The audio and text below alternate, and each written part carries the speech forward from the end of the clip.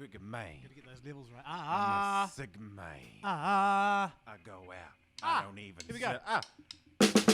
Man Swoo. Oh, fuck, blew it. Ready?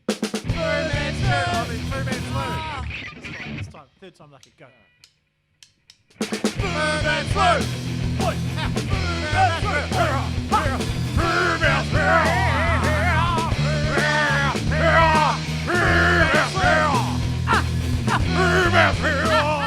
Hey, I went to a work meeting. I had a Zoom meeting Yeah. for work the other day, right? Yeah. I forgot to change my name Oh. on Zoom. Was it Tin of Cocoa? No, Imagine that. that would be so good. That was Fat Guy 1. Oh, amazing. Fat Guy 1. Fat Guy 1. You should change yours because they look fucking boring. Just changing it now to what Chris Martin calls me every time he sees me. Porks. What's going on, Porks? Is what he always says. Hey, look at that. We got some symmetry going on here, mate. We got fucking the boogie board there and a guitar there and a bit of wall damage behind that guitar. Oh no, that's actually a sticker. It's like a little Disney sticker, but there's plenty of wall damage. You know, my house, it's got like bits of wallpaper falling all over the place. Yeah. What's really cute is I've got a an Edison, growth chart. Oh, you probably can't see it, but these little markings on the wall. Yeah. Ever since she was 16 months old is the first recording. How cool's that, eh? Yeah. I need to start doing that for Tui. Mate, get into it. Choose a wall. That's what I love about living in the same crusty old house all this time is cute little things like that. Yeah, we need to start doing that with Tuza. You should, bros. You should. Oh, Pooza.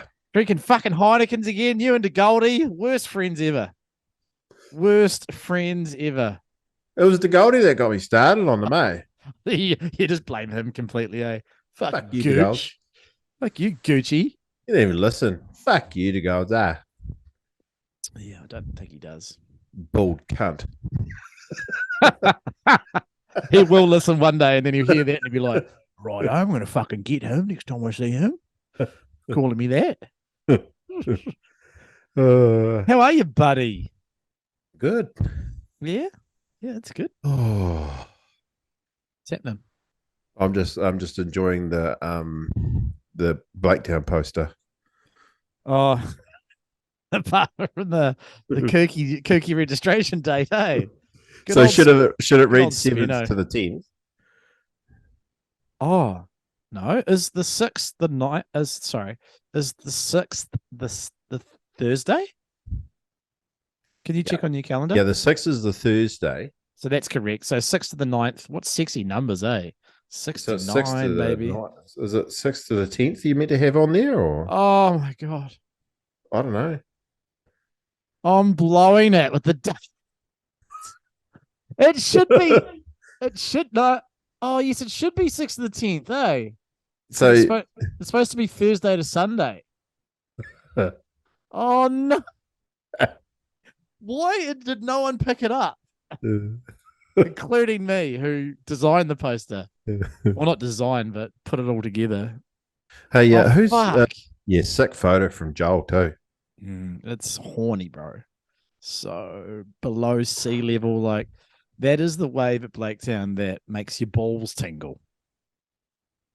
Does Hey. Hey. Really makes your balls tingly. Hey. Tingly. Ooh.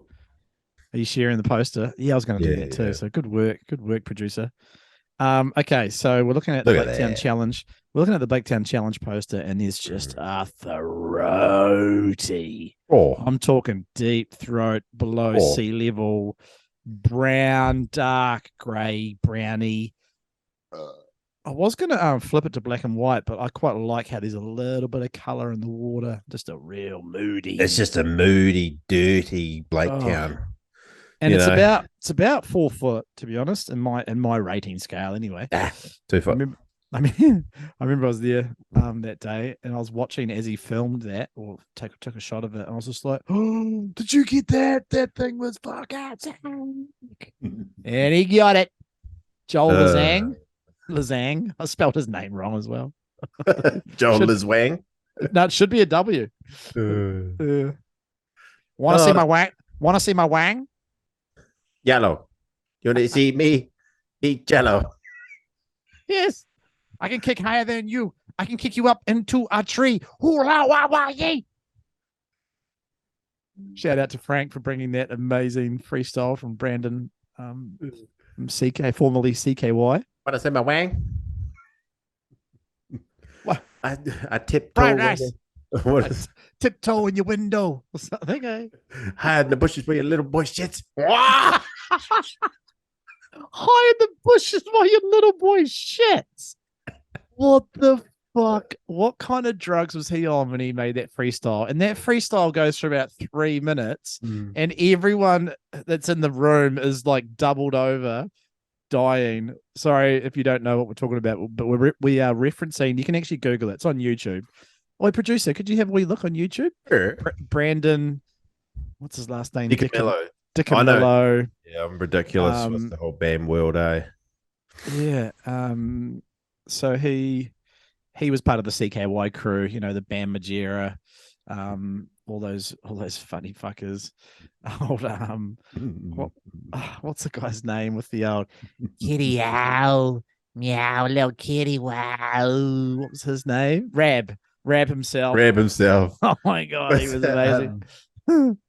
So that guy Brandon DiCamillo was like kind of made CKY, right? And Wow. Yeah. He well, was he didn't make it. No. Bam made them and he edited them and everything, right? Yeah. But Brandon DiCamillo was definitely like the best comedic guy Oh on there. yeah. Oh yeah. And he was meant to be in Jackass. He's like, I don't want to be famous. Fuck that. And like, Oh, I didn't realize that. Is that right? Yeah. Because I've been following. I check in on the whole BAM situation. Oh, like, that's been a few heavy times a year. Yeah. And he's not doing well, obviously. Like, Ever since he lost his brother, I think everything went real south. oh, he wasn't his brother, Ryan Dunn, who was like his best mate. Sorry, not Ryan. Yeah, I've always fucked that up. I always thought that was his brother, but it's not. It's that other guy, the tall guy that was in the band. How good was CKY the band though as well? Like, did you ever get into them? Oh my god, I need to follow. Are they on Spotties? Because I don't know. Yeah, follow them. Yeah. Oh my god. All their like, I just love. They had like the sludgiest riffs. You know what I mean? It was sludgy and like grimy, like, and you couldn't really categorize it. But it was I can. It's rock music. No, I would call it stoner rock. That's what I would classify it, and that is a genre. And I feel like that kind of fits that. CKY. Oh my god, I'm already following them. They had the grungiest riff though. That was so good. I'm sure a lot of our listeners have watched the CKY videos. Obviously, everyone from Greymouth did. That was all we did on our free time was watch surf movies and CKYs. And yeah, obviously hang out at Frank's mum's house and to Goldie's room as well. My little ass dick, yellow. If you wanna see me, Little ass dick. I never seen nothing like you before. Before. You higher than you can kick me.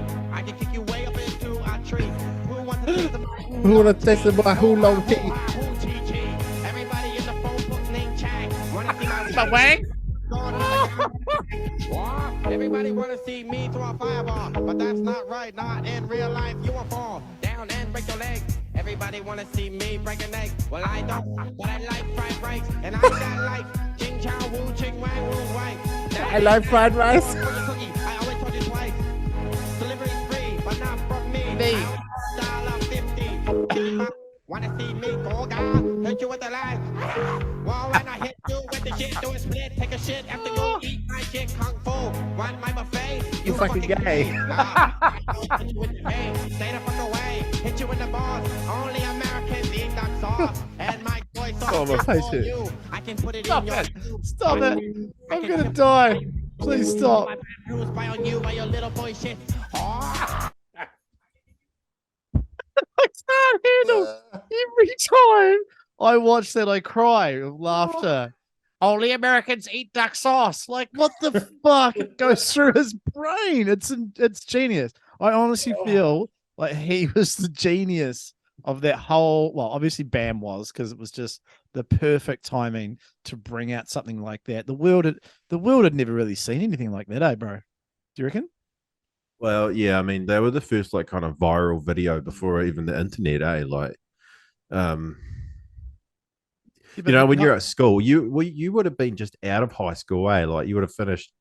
I was like fifth form at high school, or fourth form. I think it's fuck, it might even be third or fourth form when they started coming out, and everybody's like, "Have you seen CKY?" So what the fuck's CKY? Mm. And then you just get hold of a VHS, and you're just like sitting there, just like, you can do this stuff. It was insane. And then Indulge Honestly, came out. well, obviously Yeah. Indulge was heavily influenced by CKY. And I see why. Fuck, it was good, bro. Tim God, Bromley, yeah, Bummo. oh Bummo, Oh, Bumos chief was editor fucking. and Yep, Finder man. that wasn't worded very good. Yeah, Apologize to everyone, please. sorry about that. There you go. Hey. Hey, so we're Mm. back. We're back after a couple of weeks, and we had the Briggsy episode last time. Had some good feedback from that. Yeah, you've sort of had. I know your feelings, but let everyone know you sort of don't. You don't feel like you're keen for that sort of third wheel vibe, in the future, maybe. Oh, everybody loves being a third wheel. So fun. Mm. Nah. No. I say I actually really enjoyed the episode, but it's Mm. just hard to let the conversation flow when you got some rando there on a Skype. It's also like Briggsy's first time Mm. podcasting, and he was like real nervous at the start, but he actually got Yeah, over it and just started flowing. he did. It was Yeah, so that's good. funny. All the old timers came out of the woodwork and were sending us corrections from his stories. And Yes. what did Rosie was like, "Well, I didn't fuck fruit. That's the first thing." Yeah. Nah, Briggsy's always been an embellisher of the truth, but yeah, I don't know. I think it's half. I think it's 50% loves to tell a good tall tale, Yeah. and also 50% brain like me. Fucking can't remember last week to save himself. So yeah, it's probably a bit of both. His stories are so good, Mm. but What is yeah. this whole like thing with memory? Because I've never had an issue with memory. Like, I wonder if it's genetic or if it's yeah. yeah, because I don't know. I've just never had trouble with like remembering years, dates, those sort of thing. I think I'm just lucky that way. Well, I'd imagine it would be a trait that's inherent to who you are. Like, for example, Ads McLean is super good with numbers. I'm personally musically inclined more than some people, so I think we just all have our little traits, and memory is probably a part of that, eh? Yeah, it's true actually. Like, I couldn't play a lick of fucking music. Like, I could learn, obviously, but Yeah, everyone can learn. It's not in me. Yeah. Yeah. Yeah. I was just going to. So we got some good, and the numbers for Briggsy's episode kind of went mad in a way. We Mm. were well over like 100 listens on Spotify, and Shit. yeah, That's pretty big. Yeah. For yeah, us. like that quick. Yeah. Yeah. Well, he has a bit of mana, old Briggsy, a little bit of mana. Bit of Munza. It was so cool. I totally forgot about the whole Riptide thing, bro. And I'm getting little snippets of memories like flooding back of having conversations, while I was over there with him and other people, and remembering there was like a bit of a buzz, Yeah. among the crew. Like, fuck, did you hear Briggsy's working for Riptide? What the fuck? That's so cool. Yeah. Yeah. That was a cool story. And the correction that we got from two people, and I think you got from someone else, was Dylan Herc was the The Kororo Ripper that he couldn't remember the name of, Yes, that we both that's- couldn't remember the. Yep. Yep. And shout out to Briggsy. It was great to have him on. I think he Cheers. enjoyed it, eh? I think he did. Cheers, Brigger Mortis. We'll bring you back for round 2 at a Brigger later Main. date. Brigger Brigger. Main. Brigger Jigger Gregor Main. So what are we going to cover today, mate? I feel like we it's been very busy for our podcast in a way because we have had a lot of guests. You know, Oh, we've had like 3 guests in what 3 months, so that's been pretty big Sure. for us. Big Um, turnover of guests, and I've got another one lined up. I won't let the cat out of the bag just yet, but Oh. stay tuned for another Blaketown fucking legend as well. So that's going to be fun. I'm going to record him next week. Oh, cool. And we've got a list of guests we'd like to get on the podcast this year. What happened to that list? I wrote it down on paper somewhere and don't know where it is. I wish I'd taken a photo of it actually. I'll find it, bro, because we actually had a lot of good ideas on there too. Fuck, we did. Oh, one thing I will say is so Chris White put a post up. I don't know if you saw it. Do you follow Whitey on the gram? No. His personal one? Okay. So he put up this post of like his arm and it had like gnarly fucking looked like bites. And he was asking everyone, "Oi, what do you think these are?" And so I was just like, they look like flea bites to me because I react real gnarly to flea bites. They get all pussy and yuck. So I was like, "They're flea bites, bro." And then he gave me like a thumbs up back. And I was like, okay, perfect opportunity. So I hit him back with a reply and said, "Hey, Whitey, would you be keen to come on our potty? We're just a couple of boys from the West Coast over in New Zealand. You know, we do sort of bodyboarding relating stuff." Yeah. And got blanked, eh? I thought I was about to get so excited there, eh? Got the full on blanker. Got the old blanker. Oh, blank up. So I might give him, it's a big week this week for those guys over in West Oz, so I won't approach them this week, but I might wait for the dust to settle. I'm not giving up on Whitey. I'll keep going. Yeah, and I'll give him another couple of messages and I'll just keep hitting him up until he gets so annoyed. Like, who is this Joel and cunt? And then he'll be like, I can get into it. Send him some like clips from our Swoo Insta, like the prank call, the scam call that you got one. I love that one. When you got scam called in the middle of the podcast, It was so good. I really do want to copy them and do some prankies, eh? I think we can do those on our upcoming Patreon. That's a really good call. That's a really good call. Do the prank calls for paydos because that'll be people who would love to hear them because they're always so much fun. We could just like spend like half an hour once a week and just come up with weird prank calls. We should ring Cobden Takeaways and just complain about the fish. No way. What we'll do is we'll do that to other small towns around New Zealand. Like we'll ring up their takeaways. Go, "Oh, what was in that fish? That tasted like fucking, I don't know, cunnilingus or something. It was fishy as." Was that a cunnilingus fish, was it? Bloody disgusting. Like, what? Cunnilingus fish. Fuck, I'm out of practice here, mate. I'm a bit nervo. Are you nervy? Oh, I'm not at all. Yeah. I feel relaxed. You're relaxed. Nervous, I've got a little update. I'm on week 3 of a carnivore diet. Ugh. So you know how I get fucking hyped up on weird diets. So I'll quickly explain what it is. So this is Carnivore 2.0, and if you want to jump on Insta, follow the guy. I think his name's Carnivore MD, and his name's Paul Saladino. You might be able to look him up while I'm talking and share it. So Paul is a ripped looking surfer / dude who what? Yeah, so you want to jump in? You have seen this guy, yeah. And I don't know, it made a lot of sense when I saw a couple of his posts, and I was like, yeah, it's very similar to keto. So I was like, and because old Rogan, the Godfather himself, well, not the true Godfather, but one of the fathers of Rogan podcasts, the Illuminati. Oh, stop it. So yeah, this is the guy. Hodjo's just sharing his page. He's a good looking rooster, actually. He's pleasing to the eye. I hear people saying like on his comments, like, mate, what did he say?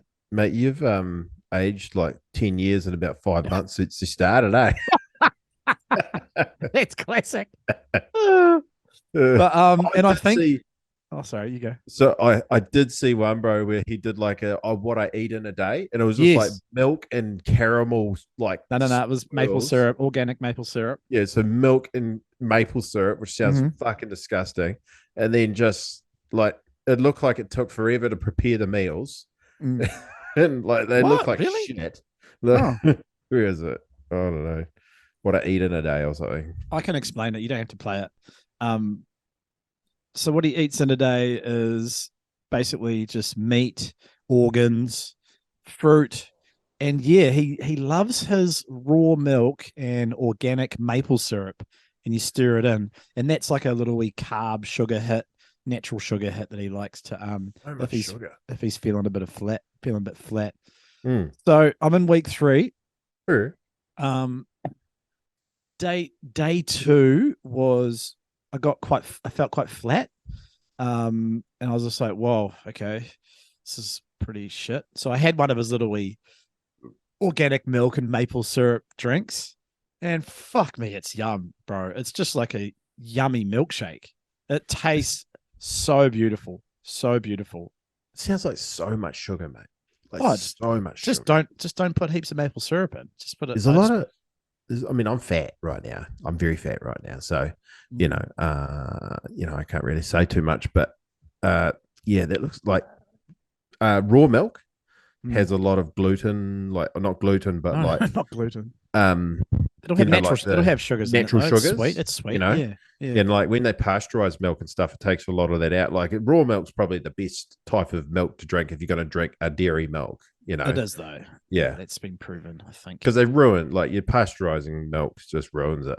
It's Gets just rid of all fucking, yeah. gets rid of all Gets the rid of all the good natural- fats. Yeah. Yeah. Yeah, it gets rid of all the good fats. But I've stopped drinking pretty much all dairy milk because it makes me shit my pants violently and often. So day 2 was rough, but I bounced back on day 3 and feeling good. So I weighed myself on day 1, and then I weighed myself on day 8, and I was quite excited, thinking, yeah, it's gonna be good. See how much weight I've lost. Put on 500 grams. Man, this is water. So I put on half a kilo, and then I was like, fuck, what am I doing wrong? And I realized I'm still drinking quite a bit of alcohol, quite a bit of beer. Yeah. And I'm also, what else was I doing? Oh, just not exercising as much as I usually do because of the whole injury and stuff. So I haven't been as active, you know what I mean? Mm. So I feel like, so I'm in week 3 now. I still haven't lost any weight, which is hilarious. What's the point? The point was just to try something, because Rogan does it every January. So I was like, fuck, I just want to give it a go, and it's not as hard as you think a carnivore diet would be. Like whenever I've thought of a carnivore diet, I've always thought it's just meat. Yeah. 100% meat. But this version is not. It's fruit, meat, and a bit of dairy. And what I have been eating is mushrooms though. So it's basically just no veggies, no processed foods, no processed sugars. It's just fruit, meat, and a little bit of dairy. But I have been eating mushrooms because that's a fungi, and I reckon that's okay for you. The best type of eating I've ever done was like you got me into paleo, and we did paleo hard for that 6 months, and I lost a ton of weight. You did, but it was so strict and disciplined, it just got miserable. And so haven't done that for a long time. But the best one, I had my Matt's wedding a few years ago. I was like, oh, I'm the best man. I need to not be a fat fuck in the wedding photos. trim down a bit. So I trimmed down a bit, and we did the Mediterranean diet, and that was by far the easiest. Well, I should be doing that now, really. It was by far the easiest diet. Like it was because you lose weight more slowly, but you get a better variation in foods. And like having Greek salads and pita breads and hummus and carrots and yogurt. What else? Fucking, I don't know. All that sort of shit. A lot of fish as well. It was really enjoyable, but it just took a lot of prep as well. Yeah. I think and everyone says this, right? No one diet suits everyone. Hey, everyone's got different hereditary things and different genetics. So whatever works for you works. So I'm just trialing it out. I love having the rules, like when I first did keto, whatever it was, like 5-6 years ago, when I lost all that weight, it was just cool to have those rules. I need rules because I'm a weak human, and I love chips and I love chocolate and I love piss and all that Ciggies. shit. Ciggies, yeah, ciggies make you put on weight, eh? And yeah, I just love having rules. So it's been fun. So pros and cons. Cons so far is that I haven't actually lost weight, but that's probably because a bit of drinking and not exercising enough. Pros are it's very similar to keto in the fact that I have a really nice level amount of energy every day. You know what I mean? So I don't get those crazy spikes.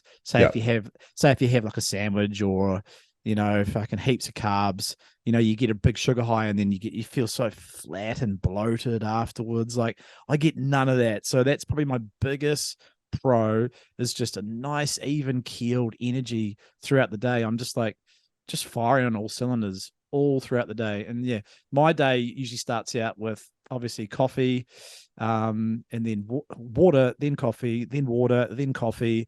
And then my first meal is just a couple of bits of fruit. And it could be anything. It could be, I've just been loving all the different summer fruits have been coming out, like plums, peaches, nectarines, mango, pineapple. Fuck, this is so funny. I bought a watermelon the other day. Oh, that was a bad idea. It cost $22. Holy shit! Didn't they used to cost like $5? Yeah, bro. Fuck, man. I got fucked up because when you don't look at the ticket properly and it says per kilogram. Yeah. Oh my god, man.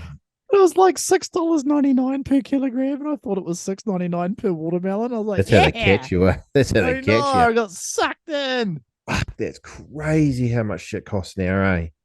It's gnarly, bruz. But yeah, I've been loving the fruit action. More fruit chats. I want to talk about my plum tree. Been harvesting that, and I've made one batch of plum jam, which is fucking amazing. And I made plum chutney last weekend as well. And look at you. And the chutney is fucking sick, bro. Joel Dixon will be loving this right now because he's a garden man. And he'll be like, yeah, Joel, get into that chutney. Get into the harvest, my son. Get into the harvest. And you're about to fall asleep, like 80% of the listeners. So that's my plum chat. The annoying thing is...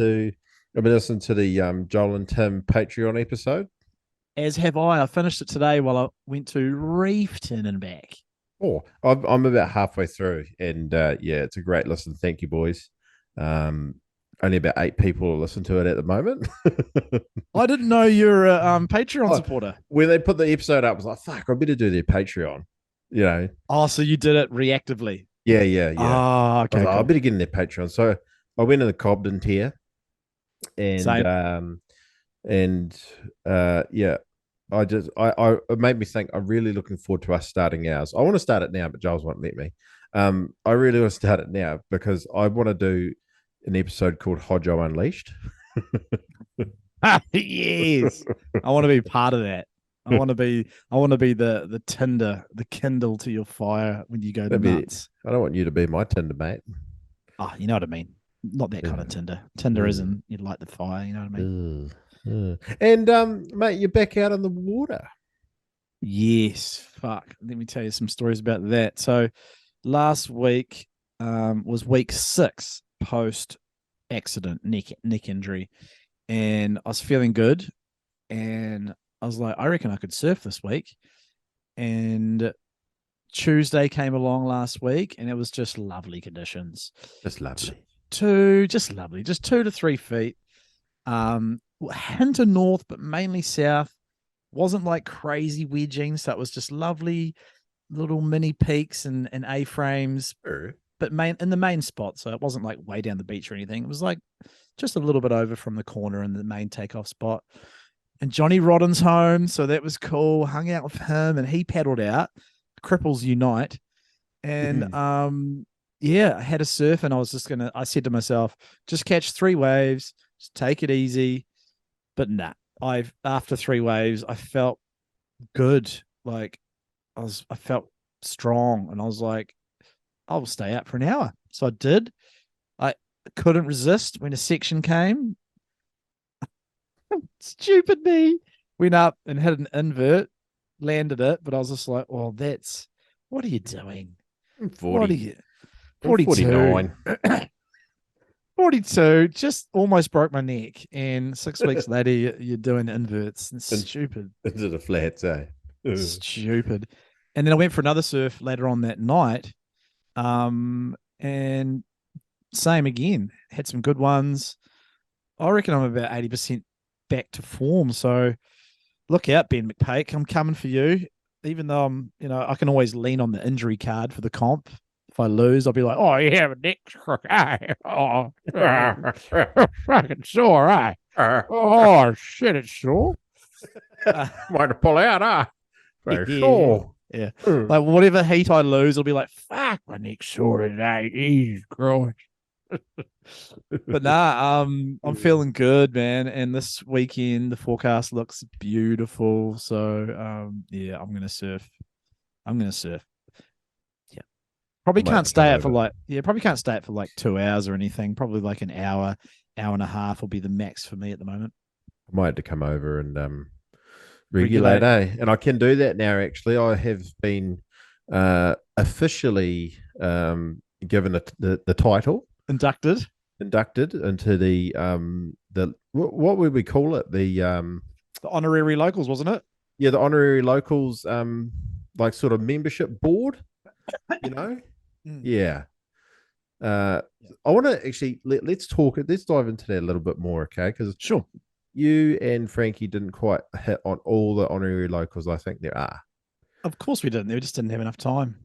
So thank you, Frankie. Officially, I have been. He's been wanting this. This is a big part of Hodjo's life. He's been really wanting this. I actually really appreciate it, didn't I? I was in our group chat with him and I was Mate, I really like Thanks. It's really cool for you to say. Put the time in out there, made my life over there, and still fucking miss it every day. But that's another story. So Jimmy's one. You could probably put him on as an honorary local. He's been here for 14, 15 years now. Oh, James Washer? Yeah, James Washer. Yeah, okay. Yeah. But Where's James Washer from? He's from up north, bro. Sort of north of Auckland. Yeah, he's a full northie. So I'd give one to him. Obviously Tezza, definitely. NATO, definitely. What do you think? Who else is we? Well, I like to dive on the read. So like Jimmy, obviously, time, dedication, been on the coast for nearly 2 decades. Yeah. Tezza was here he was on the coast for like 10 plus years, eh? Like I'd say so. Yeah, he made his life there, his family there. Same with Nate Smith, putting the time, huge amount of time to the club.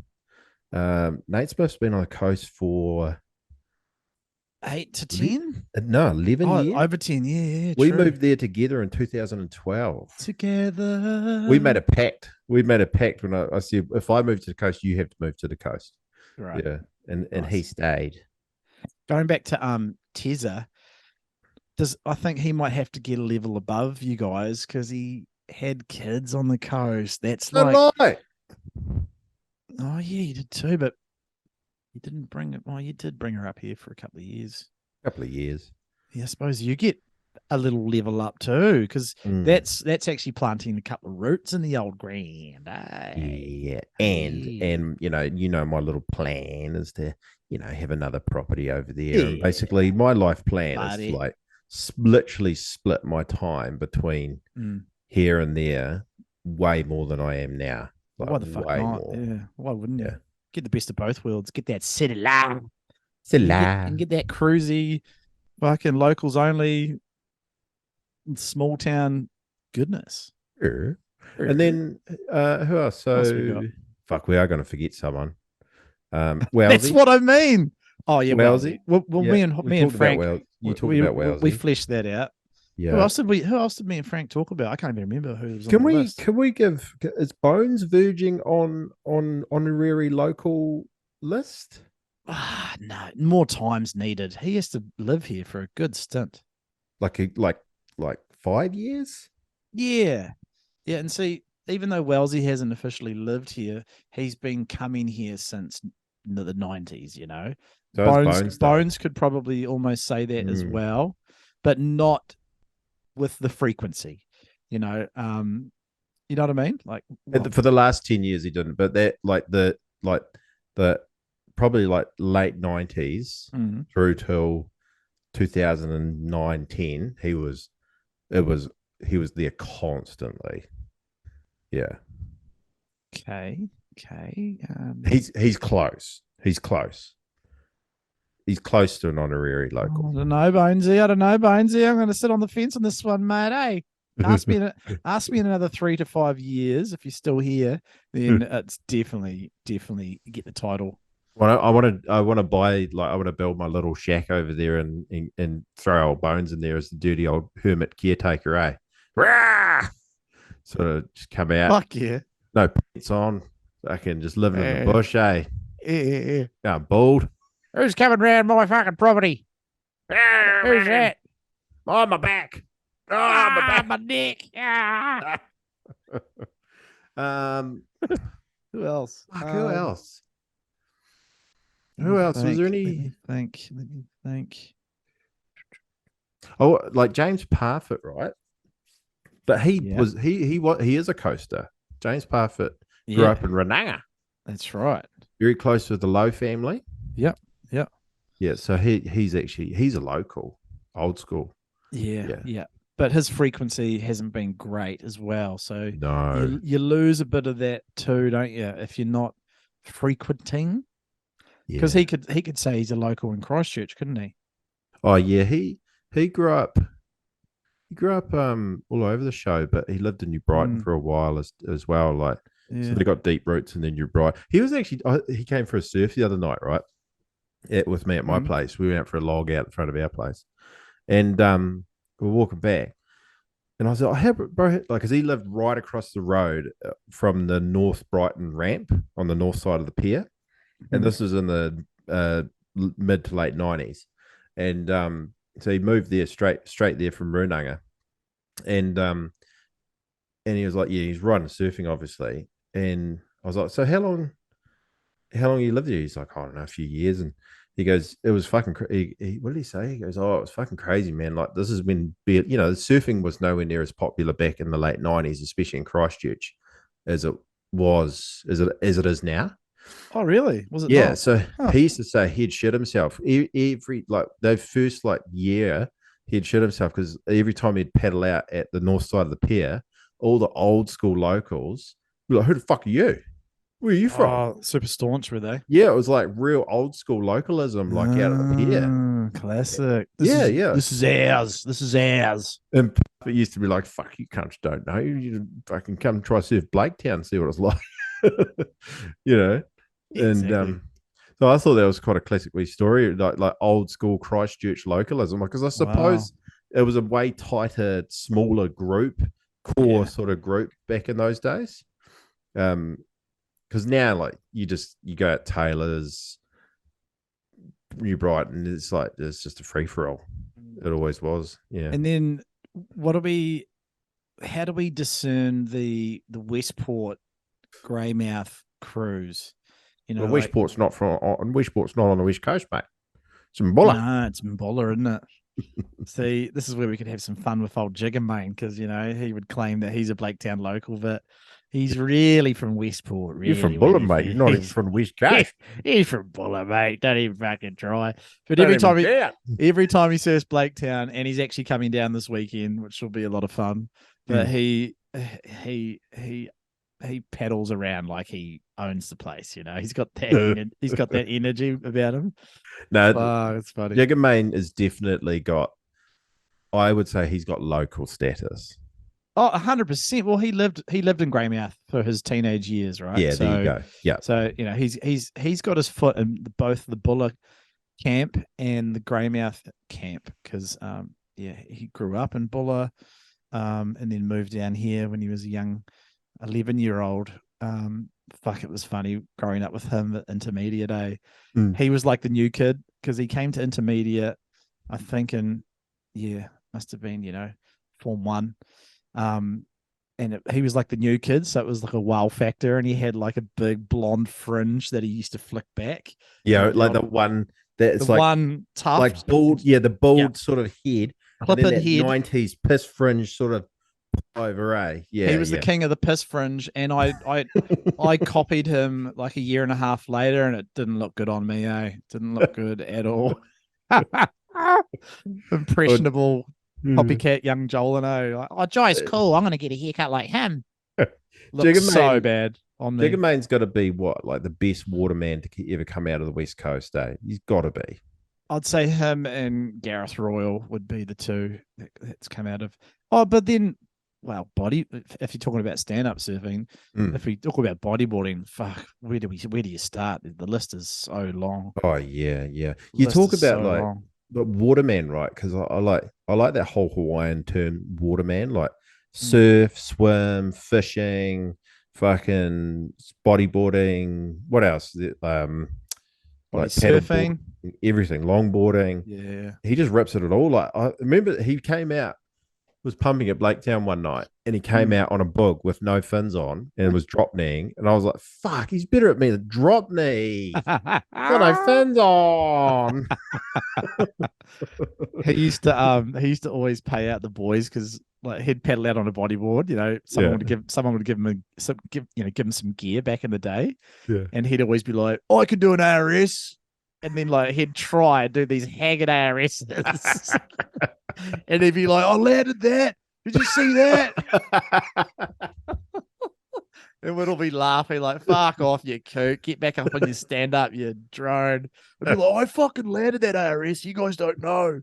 It was awesome. It's so good. Funny. That's what I like about us boogers that go start surfing, and you ham it up.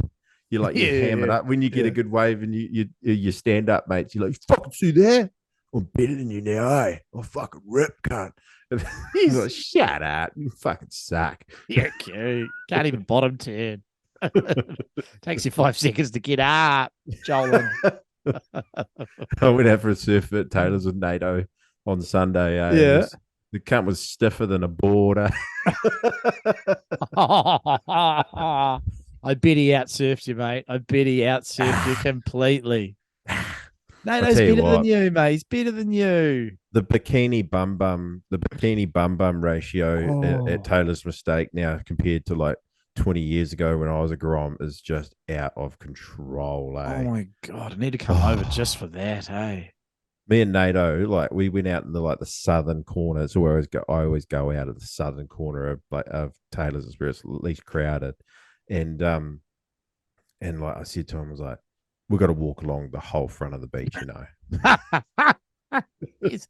Did you park your car on the northern end and then like walk down to the southern end, or what? No, like we actually did a loop. We were like parked in the middle. So we're like walking along, like got out of the water and then walked along the front, the shoreline, just being mega creeps, and then back to the van.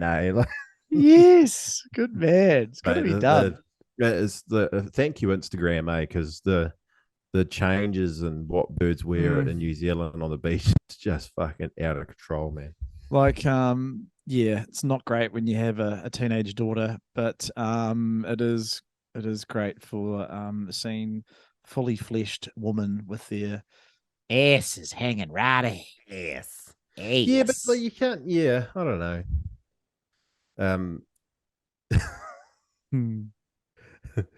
Edison has to wear a wetsuit when we're in Rara, okay? Like all these creeps looking at her, like, "Get out of it, you fucking." Yeah, all the Rara local young boys be like, "Oh, who's that? Oh, mate, fuck off, you but bastards." It is time to buy a shotgun. If you want to try and get one through customs when we go, I think it might be a good idea. Honestly, yeah. She doesn't have your looks, mate. That's she for has. Sure. Thank God, I'm a man with a big nose. Edison would be so ugly if she looked like you. She does have little parts of me. Like our eyes are similar, probably the same actually. Mm. Yeah, it's quite funny when you see all the different traits. Yeah. Thankfully, Yeah. she's got a good blend. So with me and Giles have locked in a little Fu Man Swoo fan hour trip to Raro in September, and we booked our tickets. We booked our tickets this week. Sure, we did. Nah, Yeah. next week, bros. Next week. Yeah. Yeah, I'm looking forward to it. Good lighting in there, mate. Are you being sarcastic or it's quite It's bright? it's quite harsh. Oh god, can't do anything right with you, can I? Producer concerns. What'd you do with your drum kit, mate? So, Sure. the band has moved our gear into the Woodstock pub. Oh, for And- good. Well, until they open up that sidebar, the old Hopaholics. Yeah. So they went tits up. Did you know? Mm. Yeah, so they went tits up, and so that sidebar's just been storage. So Okay. I put a plea on Facebook, and Trav hit me up and he's like, "Oh, you can jam in the old Hopaholics bar if you want." I was like, Oh, "Sweet," cool. but that'll only be temporary because they're going to open up that bar again in about 6 weeks and just extend Woodstock. Yeah. So I've actually got another pub that said that we can put our gear in there. So yeah, we'll probably move somewhere else down the road in Greymouth. But yeah, that's why I got my drum kit out, my guitar amp, my bass amp. So hence I've got a little bit of room to have Podcast a studios. little podcast studio. Now I was looking for some posters to put up on the Sure, wall. sure. And I went out to the garage and got all my bloody Riptide, all my old Rippies. Mm. But a lot of them were the new school Rippies, the And ones all the pages stuck together. and all the Mm. pages, there was the only posters were the initial inside cover. How which was attached to the cover. So it was basically page 1's a cover, page 2 is a fold out, which ends up being page 3 and 4, and that's quite classic because that's what Briggsy said was other than the cover, that's the biggest advertising spot, is the inside cover and the back of the mag. And so it made sense so they could fold it out. But it's so annoying because actually none of the mags that I've got sitting there have posters. Yeah. Like no middle pullouts or anything. And I was like, I don't really want to cut magazines, it just seems a bit odd. So I'll get it. What I'll do is I'll get, classic egotistical. I'll grab I'll get that drop knee shot at the wave trap. I'll put that on canvas and I'll whack that up there. Yeah. I need to put that wave trap photo of me up definitely. there. Yeah. Behind me here. Yeah. Because I've got no boogie boarding art on the walls, actually. It's kind of weird. Yeah. Now, I had some feedback from Blind Rob, so shout out to Blind Rob. Sure. He said he's loving the potty, but he did say it'd be good if you had a good space and we don't have to look at a haggard Venetian blind. So he said, thank you, Blind Rob. He said he's on your page. He said it'd be nice to have some bodyboarding things. So, hey, Blind Rob, I've started. This is my current whip right here. My latest custom. Shout out to NMD, who's back sponsoring.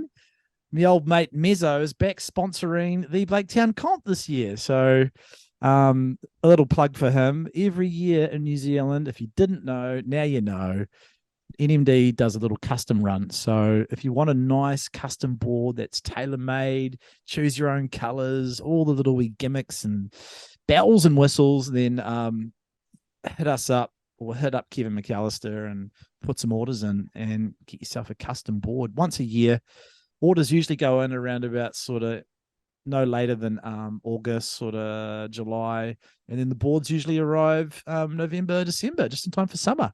That's a little free bit of advertising for our friends at NMD. What is NMD? I'm Nick Meseritz Designs. Yeah. Boy, funny little story about Mez. Do you remember his first logo that he brought out? Was it that round one? It was like a circle cut, then like kind of cut in half, sort of. Was it? No, that was probably a later iteration. Was So it? his first one was like like a humanoid, and it had like two legs, and then the third middle leg was his dick. It was just as big as his legs.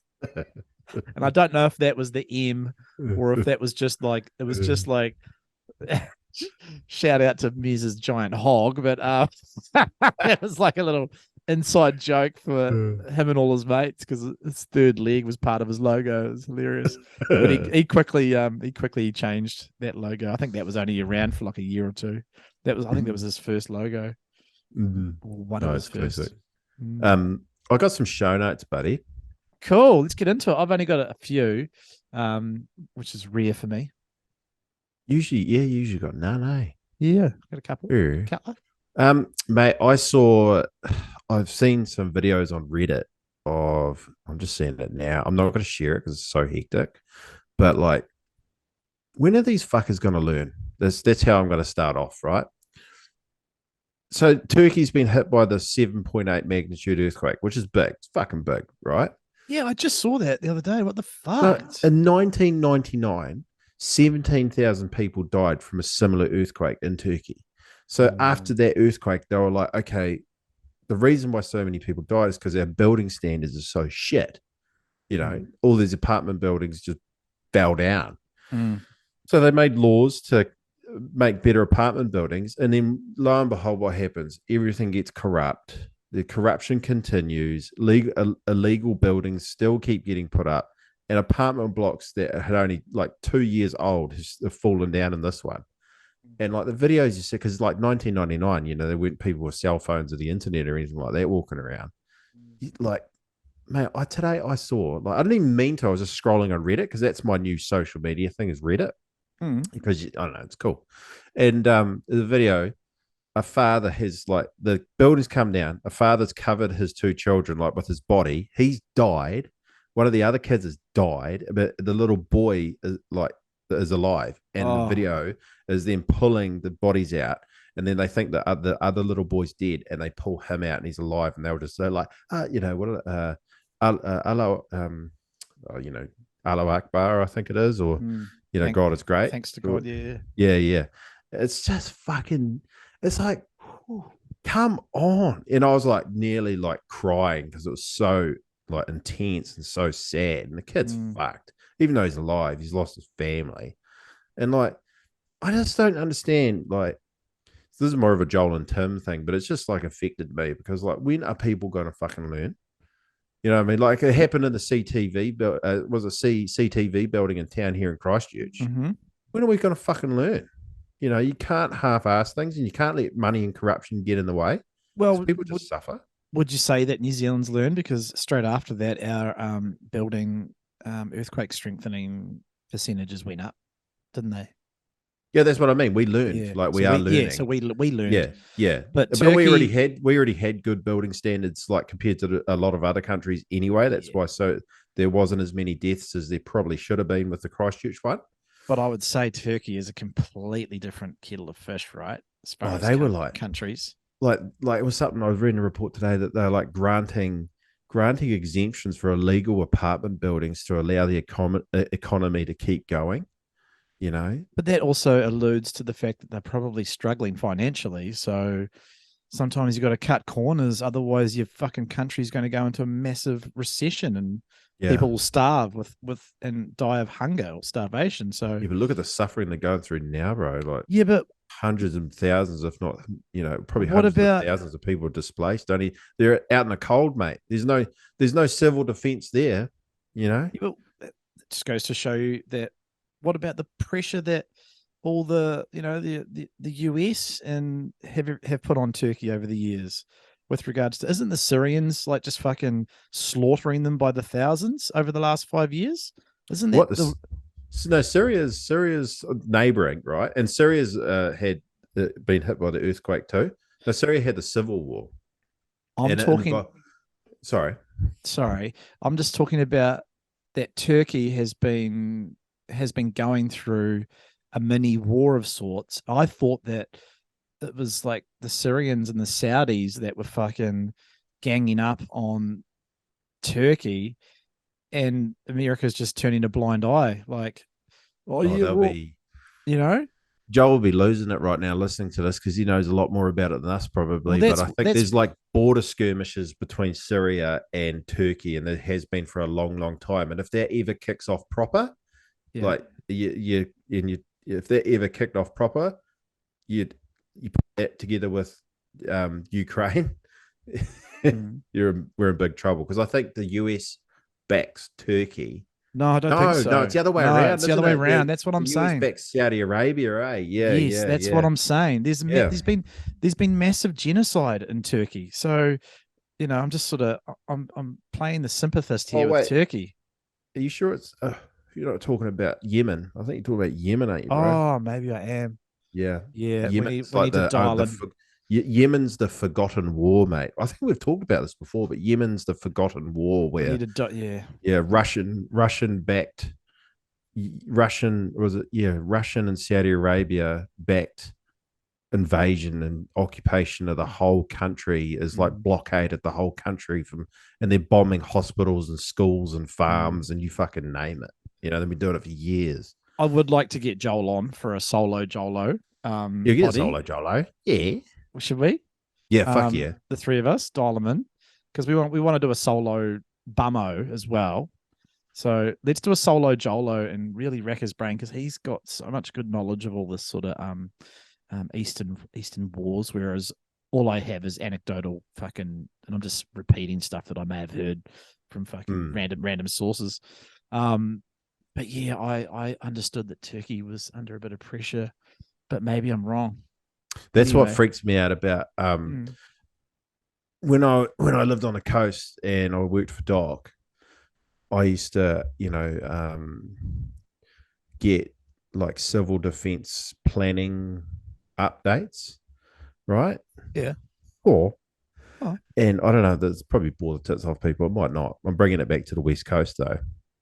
But yeah, there's that whole, I don't know what they call it, a working group or whatever called AF8, right? Because like that is. If the Alpine fault goes, Alpine fault 8. If the Alpine fault goes, it's going to be an 8+ is what they're saying. On the Richter. Not if it goes, when it goes. I understand. And this is one topic that I have a bit of knowledge, so carry on. The building standards on the coast are improving. They've knocked down a lot of those really dodgy old buildings, especially in Greymouth.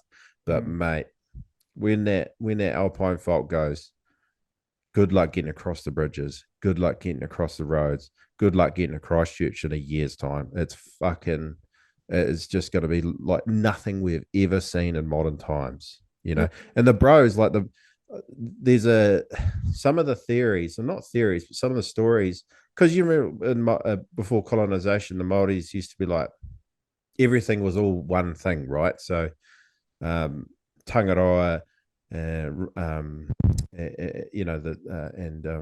me out, Ranganui, and Papatūānuku. Yep. If they've angered them or the gods, or something's not going quite right, crops are fucked up, or the hunting's not good, the fishing's not good, they might get punished by the taniwha, which is like a tsunami, hitting the coast and wiping out parasites and those sort of things, because it was all like one, like the land and the water and the air was all one thing to them, like a one living organism. And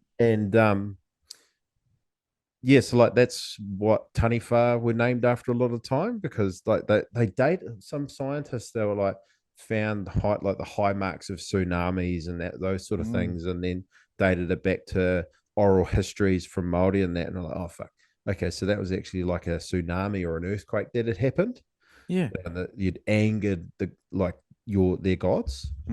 And I used to, when I lived on the coast, I used to sometimes have the sleepless night. I just get so wound up about it, because especially after Tui was born, I used to just like have like crazy like, oh, how am I going to get to her? Like me and Sophie used to talk about it quite often, like because Sophie would work in Hoki, I'd be in Greymouth, and like if the Alpine fault went that day, like I said to her, and I always kept my surf gear in the car, like I always kept a board and a wetsuit in the car and flippers, because I said, you stay where you are, And if I'm alive, it's fucking intense. But this is how we're talking Yeah, about it. It's It's like, true. you give me 24 hours to get to you.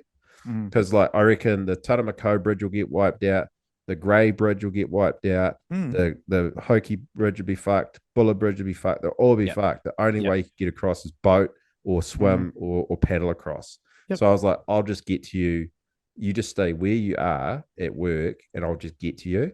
And then I said, and then I was like, if you don't hear from me in 24 hours, then go to the nearest civil defense center because Mm. it's fucking scary, dude. It's It fucking is, scary. bro. I've been thinking about it heaps lately because we had a little flurry of earthquakes last year, and it was really at the forefront of my mind. I have a little stash of food. I've got a little little stash for rainy days like that, but I haven't got nearly enough to last anything longer than probably 3 weeks. You really need to have 3 months worth of food just sitting there somewhere, because everything's going to be we're going to be cut off from all supply chains, and the only food and water that we're going to get in is via helicopter and Yeah. planes. Yeah. The big Orions, the old big fucking big the army will have to kick in and do the Yeah. big flights over. Yeah. But yeah, everyone's going to be stranded. I think they estimate it's going to be 6 months to get the main supply routes back up to spec. But yeah, you did right. It's a matter of when, not if. The latest estimates I saw were in the next 35 years. Yeah.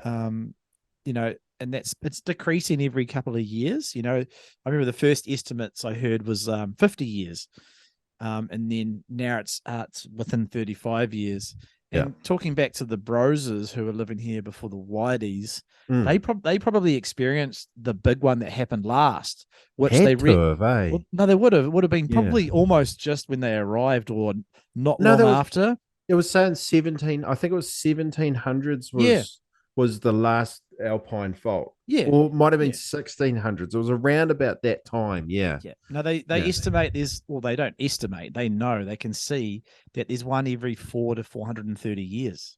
Oh, fuck. And it's been one consistently. Like Yeah. they can track them like 10 or so back, So Yeah. it's coming, and we'll see it in our lifetimes probably. It's scary, man. It's so hectic. Please be ready, eh? Like, yeah, because I had 2 months worth of supplies, and we had like a full logistics plan.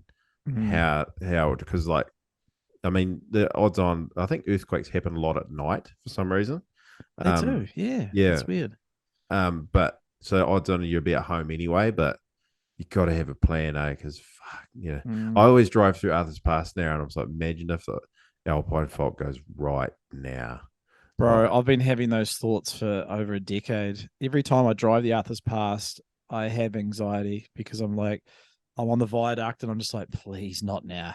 Please, just please not now. Right? Every single time. Some cunny is going to be right on that fucking viaduct, driving down there. And it's going to get taken out by a mountainside. I hate to tempt fate, but I'm doing the fucking road every 2 weeks, bro. So it's probably going to be me. You'll have some spates, though. Yeah. If If I survive, yeah, fucking a couple of dozen of spades and puss up. I have some meat snacks. I'll have some dried jerky. Shoot a couple of Kia and Shanghai a couple of Kia, and you'll be all good.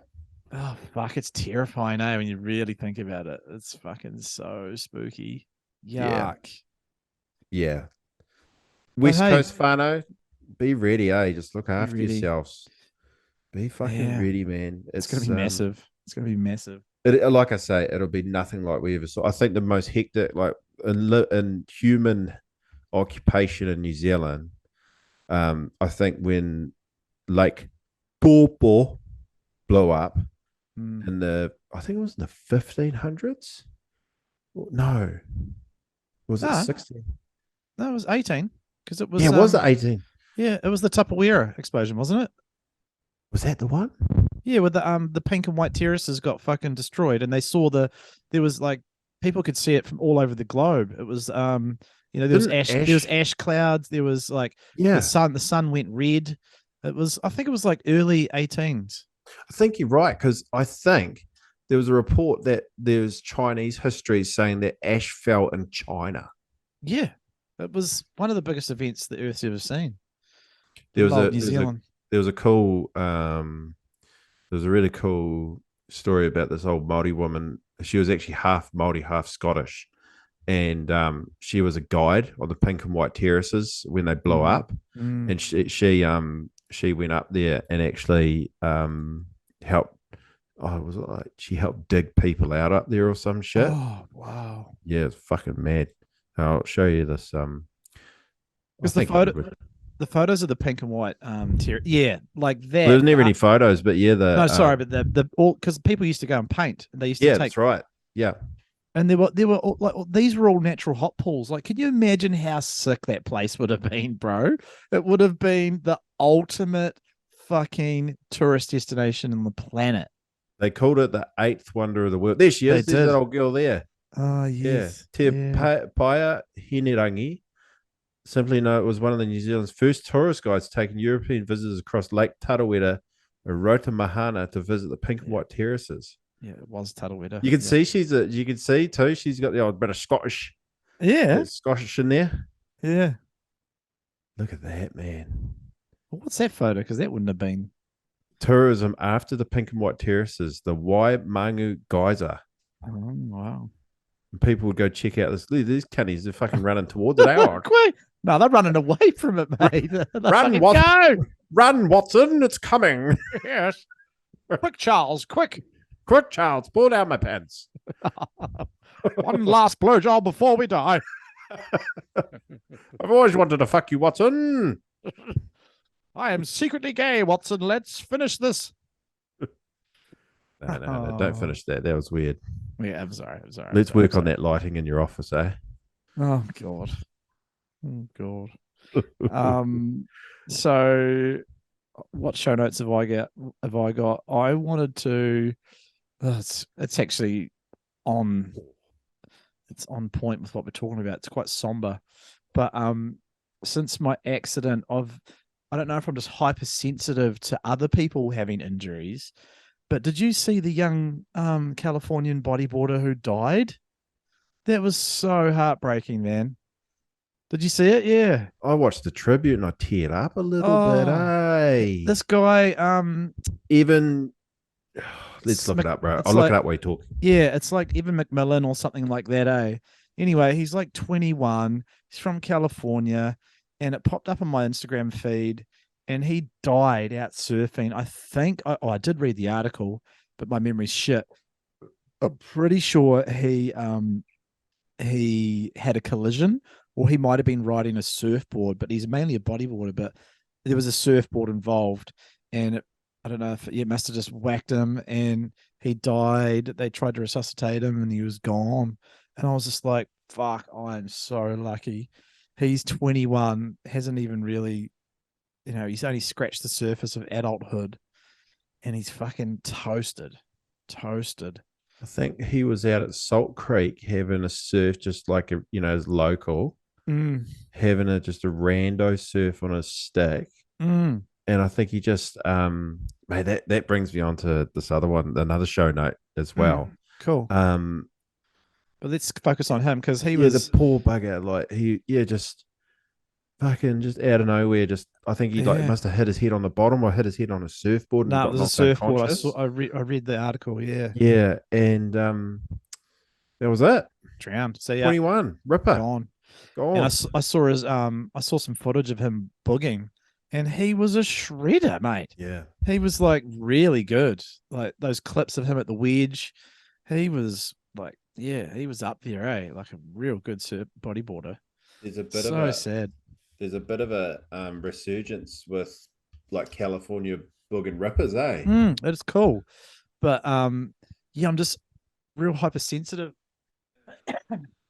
You know what it's like when something happens to you, and then like you see other similar instances. Like I saw another one too where a guy broke his neck in New Zealand, and I was like, and he did it surfing. I was just like, fuck, that's so scary. And then because I went to Christchurch this week to visit the spinal surgeons, and they were going to talk through the operation that I could get, but they actually said, and I agree, well, I wasn't keen to get it because I'm feeling pretty much almost back to normal. But I'll never be the same. I'll always have a neck injury. But they were like, the most neck injuries we see in New Zealand is from surf-related incidents. Nothing else. That's the top of the list. They said that body surfing is probably the number one, and then followed by all the other surfing disciplines, bodyboarding, stand-up surfing. Yeah. It's called kooks body surf, right? They just go to the beach and body surf, and like they'll just like don't know how to take off on a wave properly and just fucking Scorpio themselves onto the fucking sand, Like it's all about like knowing how to bail, knowing just knowing the awareness of where the bottom is, And okay, what do you broke my back? Hang on. Here we go. I broke my back. What do you mean by that? My back is broken. What, a vertebrae or what portion?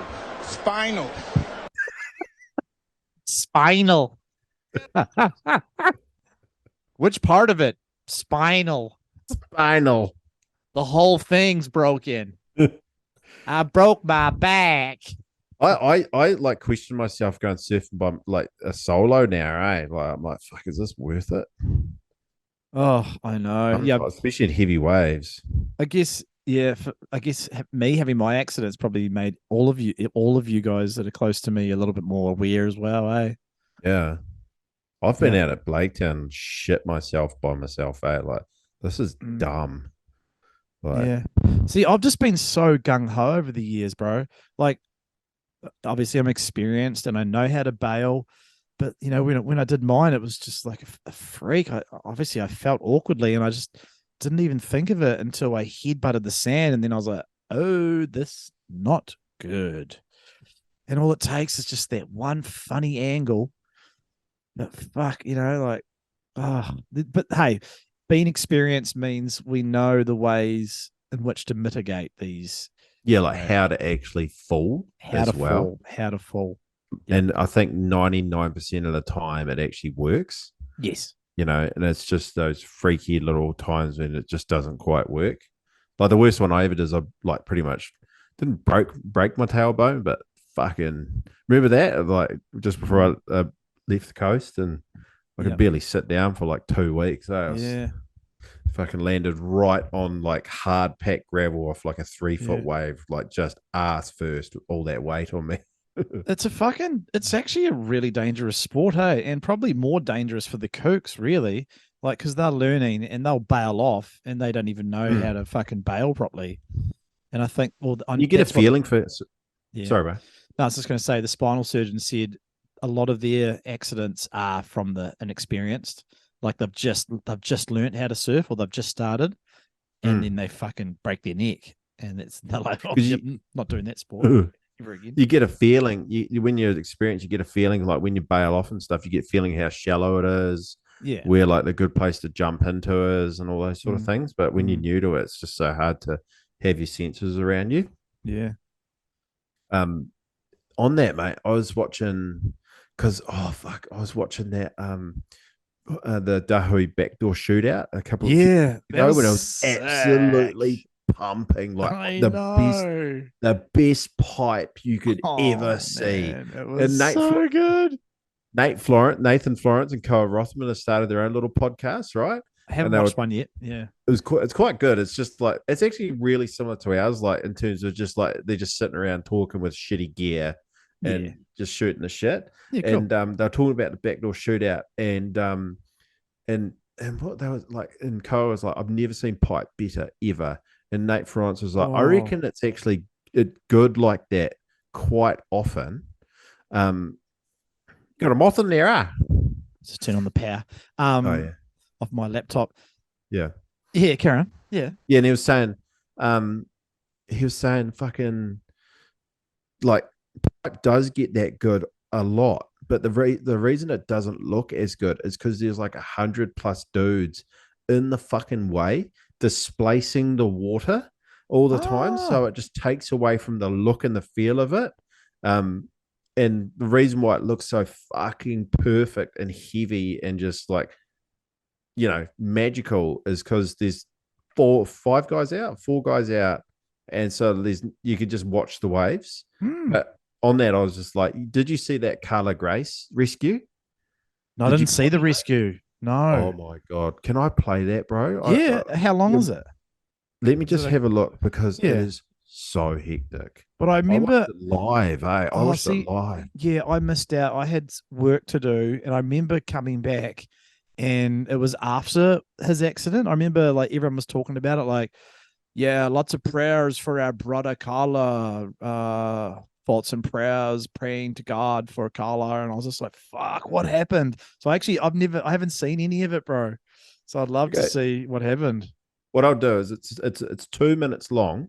I think it's worth playing the whole thing, but what I'll do is we'll just, for our audio listeners, Chat over the top. Yeah, chat over the top and Yeah. just pause it and stuff, Yeah. because you can't see it perfectly, but you get a very good idea. Let me share, because that got me onto like watching other pipe rescues. Oh, the Andre And- Botha one's the most famous. How That cool. Andre Botha one's like heroic shit, dude. Yeah, He's bro. such a GC, eh? What a legend. Shout out He's to so cool. Andre Botha. He's so cool. Let me just. Yeah, I can see that's all that. good. Okay, Press so play. here we go. in different kinds of ways in Got it. Western So this society. is. Yes. I This think is this the wave. Carla. Here we have a paddler. Oh, he's yeah, late. look at He's late. Oh, he pulls in. Big Oh, closeout, right? Right. So just pausing it there. He comes up fine from this. He comes up Oh. like it's a bad wipeout, but Yeah. he comes up in his helmet. He's wearing a helmet. His helmet has actually been blasted off his head, like during Oh. that wipeout. Okay. First So in sick drone movie angle. backdoor shootout history, I believe, to achieve a 12-point ride twice. There If he you You want can to see. Look this. So there. Oh, I there's think- his helmet there. Yeah, you can see him pop up, right? Yeah. There's his helmet. Yeah. that one would have been, but that So was it cuts quite to the freight beach angle. train. He starts Yeah, not paddling, much of an exit. Yeah. and like, look at this. Like, what's that? Oh, Joel? is it Like, on the- Here he is. Oh my God, he's 6 foot right on the head's about to get him. 6 foot double up. What, on probably like waist high water, or no, probably shallower than that, eh? Oh no. Okay, so you think this is bad? So you watch this. And one He historian just eats named it. Oh. Nicola- He just eats it, He He right? kind of got under that. He just got under it. Yeah. Right? Yeah. And then here's the next one. It's a bit Here's bigger. Look at this. This is what, like a 12-foot because so double many up on Hawaiians were first dying reef. and not as And many old mate elderly people, fucking that packs it. maybe Oh, there he was that. didn't actually go back. Yeah. He didn't actually get under it at all. He Yeah. fucking got He got rolled. dragged. He And got he put it, rolled. he put his arm up then too for help. Did you see Yeah. that? So what? Old mate packs this fucking psycho closeout.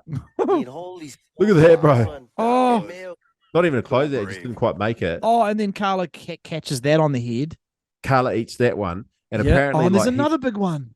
Yeah. Oh my God. apparently Carla like that first wave. The first wave, he like fucking the closeout. He was okay. He got Mm. fucking rolled by that second one, like like actually pulled over with a lip Mm.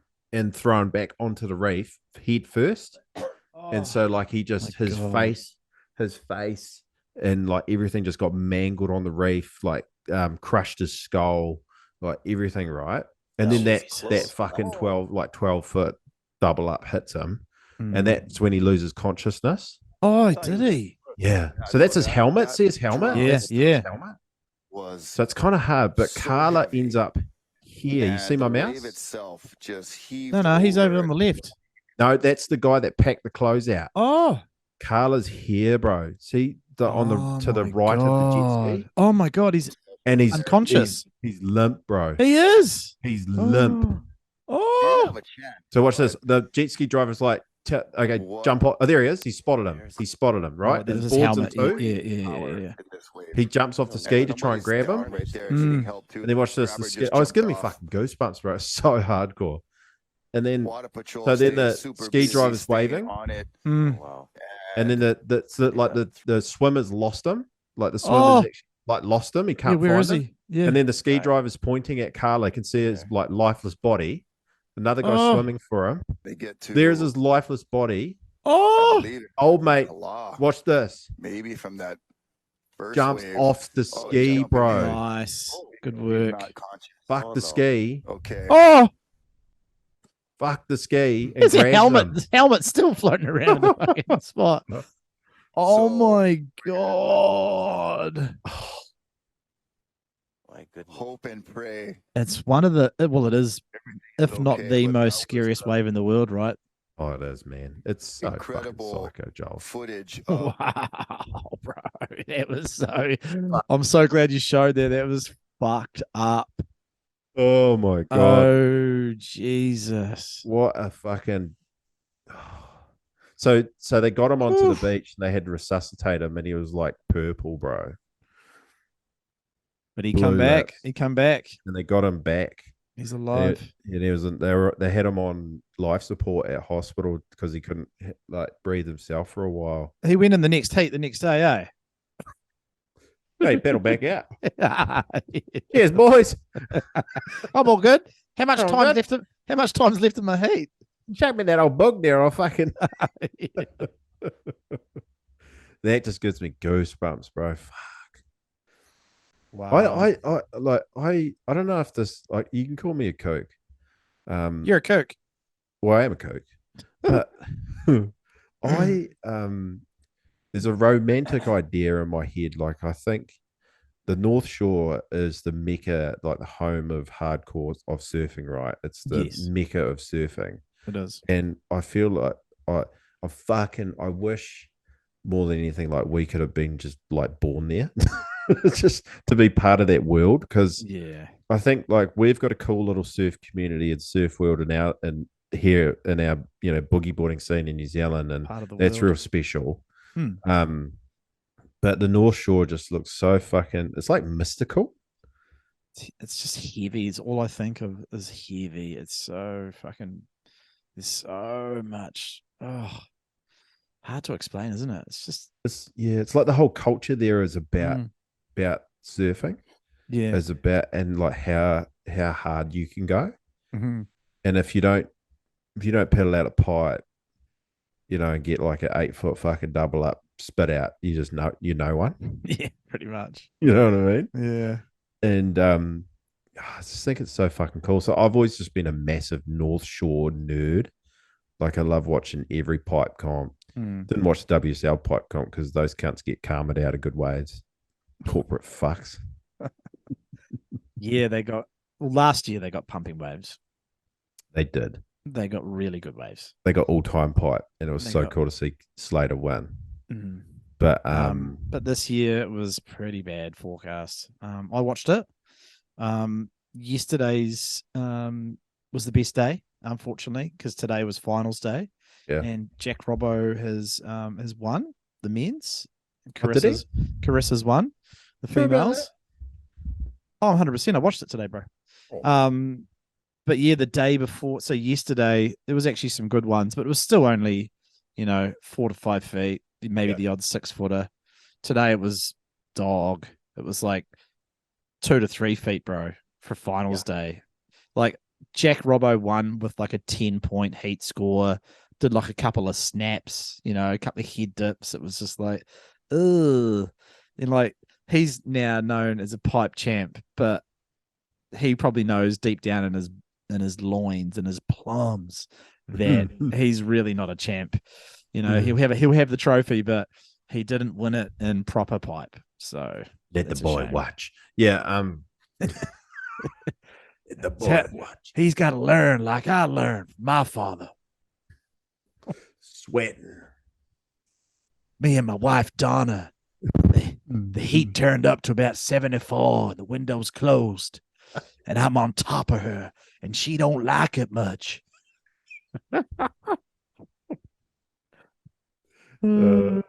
Right, last. last hardcore rescue because I've had this on my show notes for ages.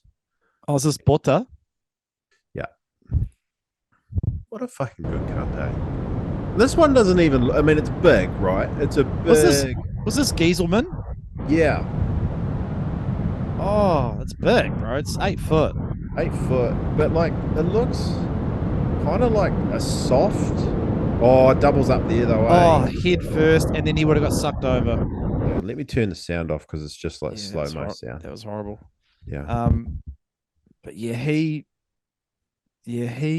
ate shit head first in the trough, and then you could tell he got sucked over the falls. Look at this. Like both is just for our audio listeners. It's Andre Botha, the legendary South African bug.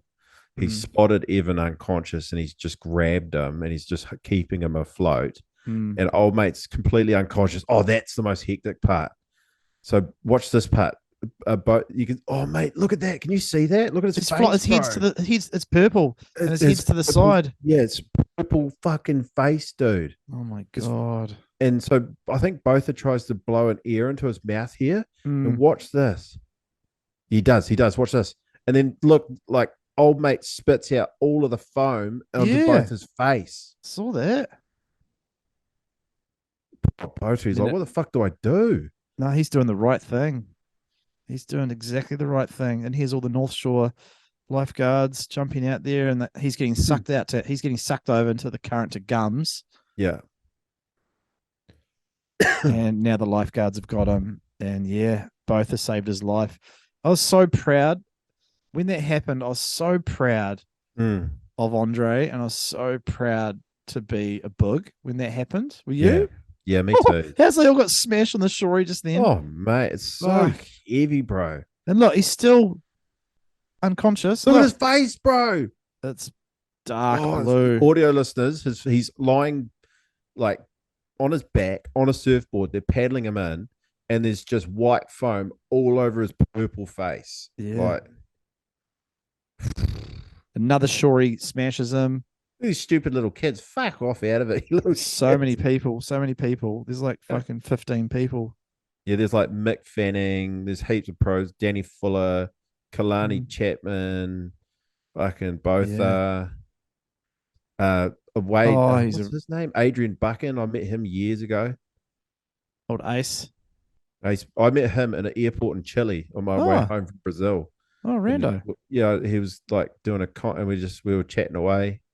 Isn't Jason? Like 20 minutes. Isn't Jason Bitzer there, bodyboarder? Isn't he a lifeguard as well? Yeah, he's one of the ones. Like the main dude, like holding him. I think he is actually. Old Bits. I actually gave him a follow this week. Bits and pieces. His That's him Instagram. there, I think, bro. Like far left. That's him. Yeah, that is him. Yeah. And that also. Do you remember that time Dave Winchester got slapped? Yes. Healy. Oh, was it Mark Healy? Was it Mark Healy? Like the Dave Winchester accidentally dropped in on him on like a massive double up.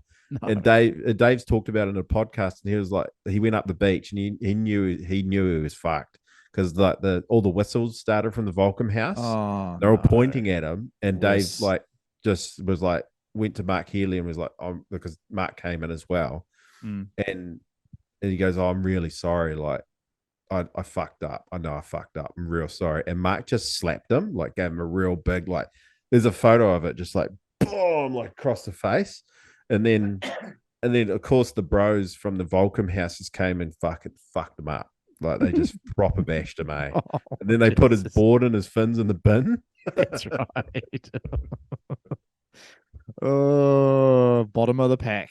Would you ever do that? Like, imagine if you're at a pumping Blaketown, right? Like, so, like all-time Blaketown, and some rando just you've never seen before, and you know, some rando just burns you on like the best wave of the day. What would you do? Oh, okay. For the extreme case where I actually fucking smash the dude and like come to blows. Would you though? What would you actually do though? No, I'm building it up. So I would smash someone if it was a real heavy wave and they blatantly dropped in and it caused me danger to my life, you know? So like where maybe the board hits me, and because I've already, just had a recent accident, so I'm sensitive about that.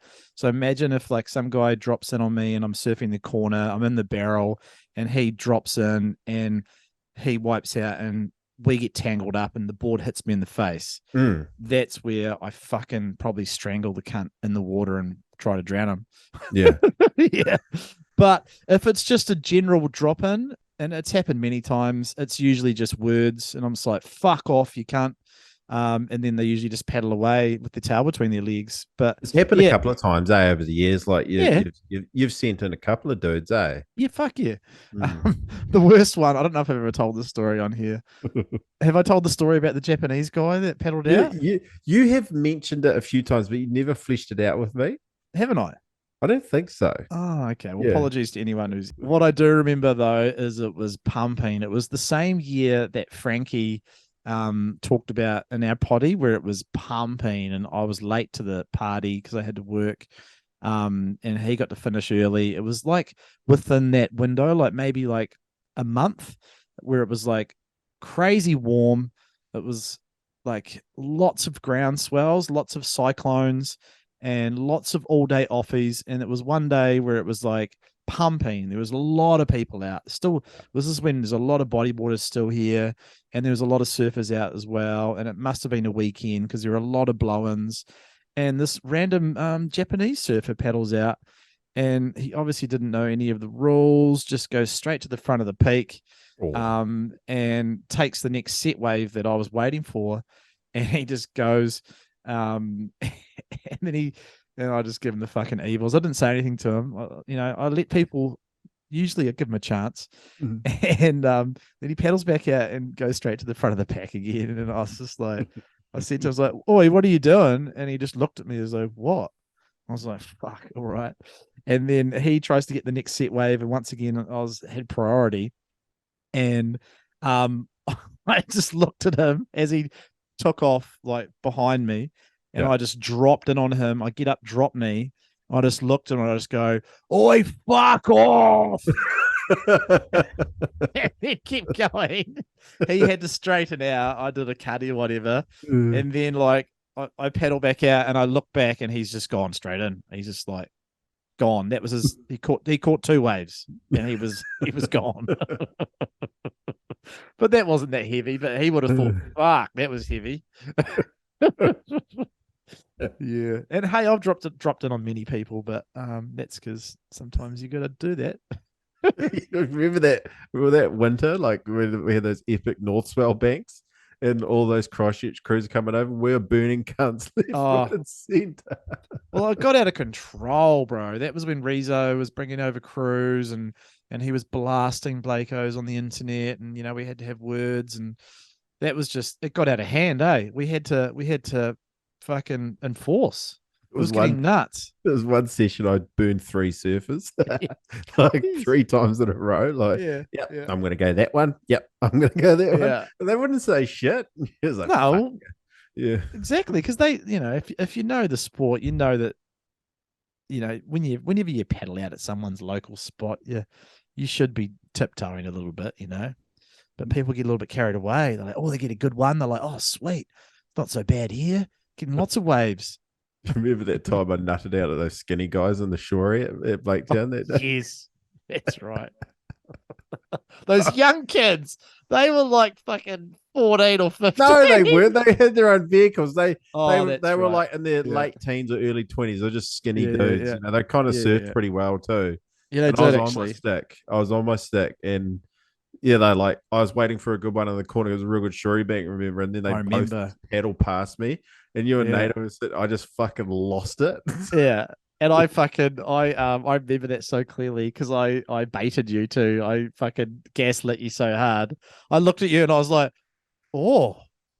And then you looked at me and you're like, yeah, what the fuck? Oi. Yeah. That was so good. I said, the first thing I was like, can you, I said, can both of you fuck off back to Christchurch, you fucking cunts? And they're like, oh, I was like, fuck off. And then But then like good wave came and he still tried to pedal for it, and I Yeah. just dropped it on him. And as I was like standing up, I was nutting like fuck yeah. Oh, it's so good. I love it. I love a bit of fucking localism. No, it doesn't have to end in fisticuffs. Like I said, Remember that day we were like pumping, like it was Jiggermane was out there, and there was this random dude, like surfer, and he yeah. tried to do the jump rock like we do, and he did it all wrong and got Oh. completely fucked up, and we were Yeah. making so much fun. He would have heard it too, big time. Yeah. Oh fuck. Oh fuck, that's good. Yeah. I do want to. Have we got enough time? Should we wrap it up with some UFC or? Because we've got a massive card this weekend. Old Volko, go the Volk Master. Yeah, should we wrap it up with some UFC, or is there any other things you wanted to touch on? Not I can think of, mate. I think I need to do better show notes next time. Dude, we've been chatting for almost a couple of hours. This is all good. This is Have all we? good. Well, we would have started probably just after 8, so it's just under 2 hours, I guess. Jesus. How's How's your pro Pisha going? It's going, mate. Like my fucking hair, she's going. Son. It She's looks going. all right, like the old number one. It looks all right, mate. Mm. Stuff. Anyway. Chrome Dome's no good, mate. Chrome Dome. Anyway, UFC is Yeah. fuck. I'm pumped for this weekend, eh? It's gonna be amazing if Volk can do it. He's got a big mountain to climb, but I think he's so prepared. I don't think you could be any more prepared. He's had such a great trajectory to this point. Hey, you could compare it to the Izzy when Izzy went up a weight class, and I don't feel like Izzy did the training or didn't bulk up enough as Volk has done. Like Volk's really done it well by putting on weight and managing that weight, like eating 4,000 calories a day, but of proper food, like meat and veggies. Like he's not just eating pizzas to get big. He's putting protein on. He's gaining muscle, and he's done that for the last like eight to 10 weeks. I feel like he's had so much preparation. Like when you compare it to Izzy when he did his, Izzy almost just like obviously Izzy trained like a fucking demon for that yarn fight. But he didn't bulk up. He didn't bulk up, bro. He just didn't weight cut. You know what I mean? He just went in like he normally does. Yeah. Yeah, he just sort of went in as walking around weight, which was what, like 190 or something, or I don't know. I think he only got to like 194 or something, didn't he? Yeah, I think Izzy only walks like when he's fighting, he's only like 195 or something. Whereas fucking Pereira is 210. He was 225 when he fought Izzy, bro. Yeah, it's crazy. And he's like, the reason why he didn't want to fight Izzy again, he wanted to fight Jamal Hill, is because he's weight cuts too hard. He only made weight with 1 minute to spare for his fight against Izzy. Yeah. Do you know he won't? I don't think he'll defend that belt for very long. He'll move up soon. I reckon he'll want to try and he'll want to try and beat Izzy, obviously, and maybe do Whitaker, maybe do Marvin, and then probably just bail up. He might even want to do double champ status if he can beat Izzy. And Rob, but going back to Volko, fuck, I think he's prepared so well. It's just going to be really interesting to see when he receives his first punch. Yeah. From Makachev. I feel like Dana White forgetting his name. How was that? Dana White. That cunt's losing it. Like he's losing it. Like he's the alcohol and the cocaine and the money's going to his head, and he doesn't even promote fights anymore. He's just so lazy. And the power slap, he's just like feels like he's lost his love for it, eh? Can we talk about power slap, bro? Oh, yuck. Yuck. So yuck, eh? Yuck. That's stupid. Come and get CTE for $2,000. No fucking thanks. What a joke. That's what they pay these cunnies. I'll play a power slap while we're talking about it. Yeah, but anyway, back to Volk. Oh man, I'm gonna put some money on Volk just because I really want him. I know he's the underdog, but I really want him to do this. It'd be so amazing for the sport, for his legacy. God, it'd be cool. Be so cool. Oh, Bummer that uh, Whitaker and the Costa fight didn't go ahead, eh? What a shame. Man, yeah, that would have been sick. I would love to see Rob Whitaker fight come shot. They're talking about that, eh? Oh Like, yes, that'd be nice. that would be fucking all time, bro. I reckon Rob fucking pieces him up, to be honest. Oh, I don't know, man. Like, come shots just, He's a he's freak. got the fucking like the next level wrestling, eh? Like, Mm, and he's got hands. and pressure, eh? He just puts so much pressure on everyone. Like you'd be so hard to get distance with cum shot, eh? And hey, Shane Young's fighting this weekend after like 2 years away. Oh, The Māori boy from CKB, and Tyson Pedro as well. nice. CKB boys, and And I'm a huge hope like hell. Yeah. I'm a huge Jack Della fan. I can't wait to see Jack fight again. You know Yep. Jack boy. Oh my god, bro. Mhm. I'm What power slap stuff? that was a hate crime. Wait. What? What are you talking about? Who's share it? Sorry, Jack Delamander. Yeah, that'd be sick, eh? Yeah. What's wrong? Look at this poor cunt. Oh, power slap. We're just watching some power slap knockouts. Oh, that guy's got back up though. That was Oh. a hate crime. That was a Oh. hate crime.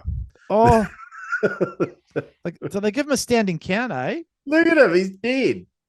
Oh, they give him a standing. Oh, no, the way he waved it off. That's one of the Oh. UFC refs. Oh, Oh, what a stupid sport. What a stupid sport. God. yeah. It's like, what's next? Are you going to do like slaps? Remember when you used to play slaps when you were a kid and knuckles? Is that Yeah. going to be next? Is it? I saw this really good Russian one where these Russian chicks were slapping each other on the bum. It was slap Bum version. bum slaps. Bum slap. Oh, that's one I could get into. I would Yeah, watch could, that. Oh, I I would- definitely. And I would put bets on that. I would watch that all day. G bangers. Just fucking Yeah. big And like old. big red handprints on their asses. These Russian birds are just fucking whoppa. Yes.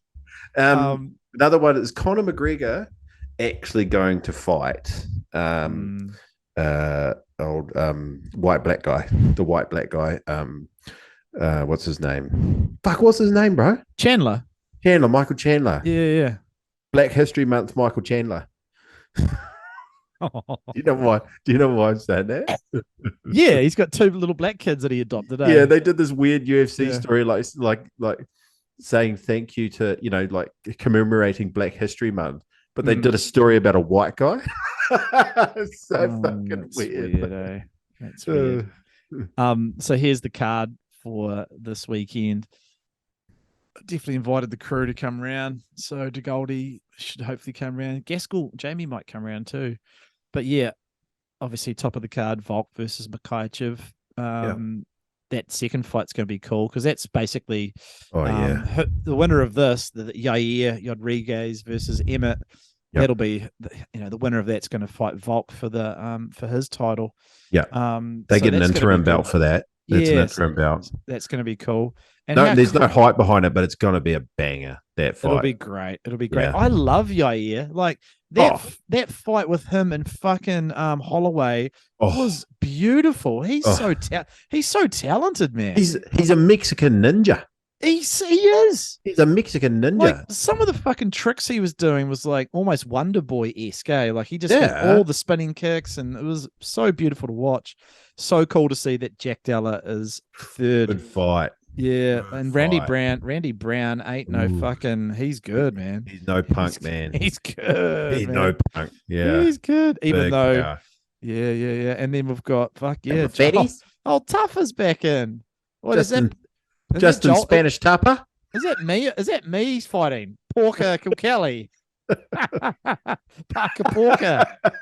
Is that Parker Porker there? That's me. That's Jade DeGoldie after a few years on a fishing boat. And Alonso's a fucking. He's just a big block of fucking. I like Jimmy Crute. That's the Aussie boy. I hope he beats this fucking dude. He And looks then like a what's- big block of cheese, old mate. Who, Alonso, eh? Yeah. I don't think he's Head got of too many. cheese. I don't think he's got too many brain cells left. And then I don't know too much. I've seen Good fight. that Pedro guy. He's good. I Have don't know you who. never watched Tyson Pedro? He's No, I such a have. good I dude. just remembered he's got all Yeah, those yeah. tats. Yeah. And then you got fuck knows who Josh Fuck Sully knows. Bowers. Fuck knows. Fuck knows. Jamie Malaki's a good, Yeah. good guy. is, He he had is. an epic fight with Brad Riddell. Yeah. Yeah. And then we're looking in Shane Young. Shane Yeah, welcome Young. back. Yes. Welcome back. Oh, he's in good shape. He's had a tough couple of.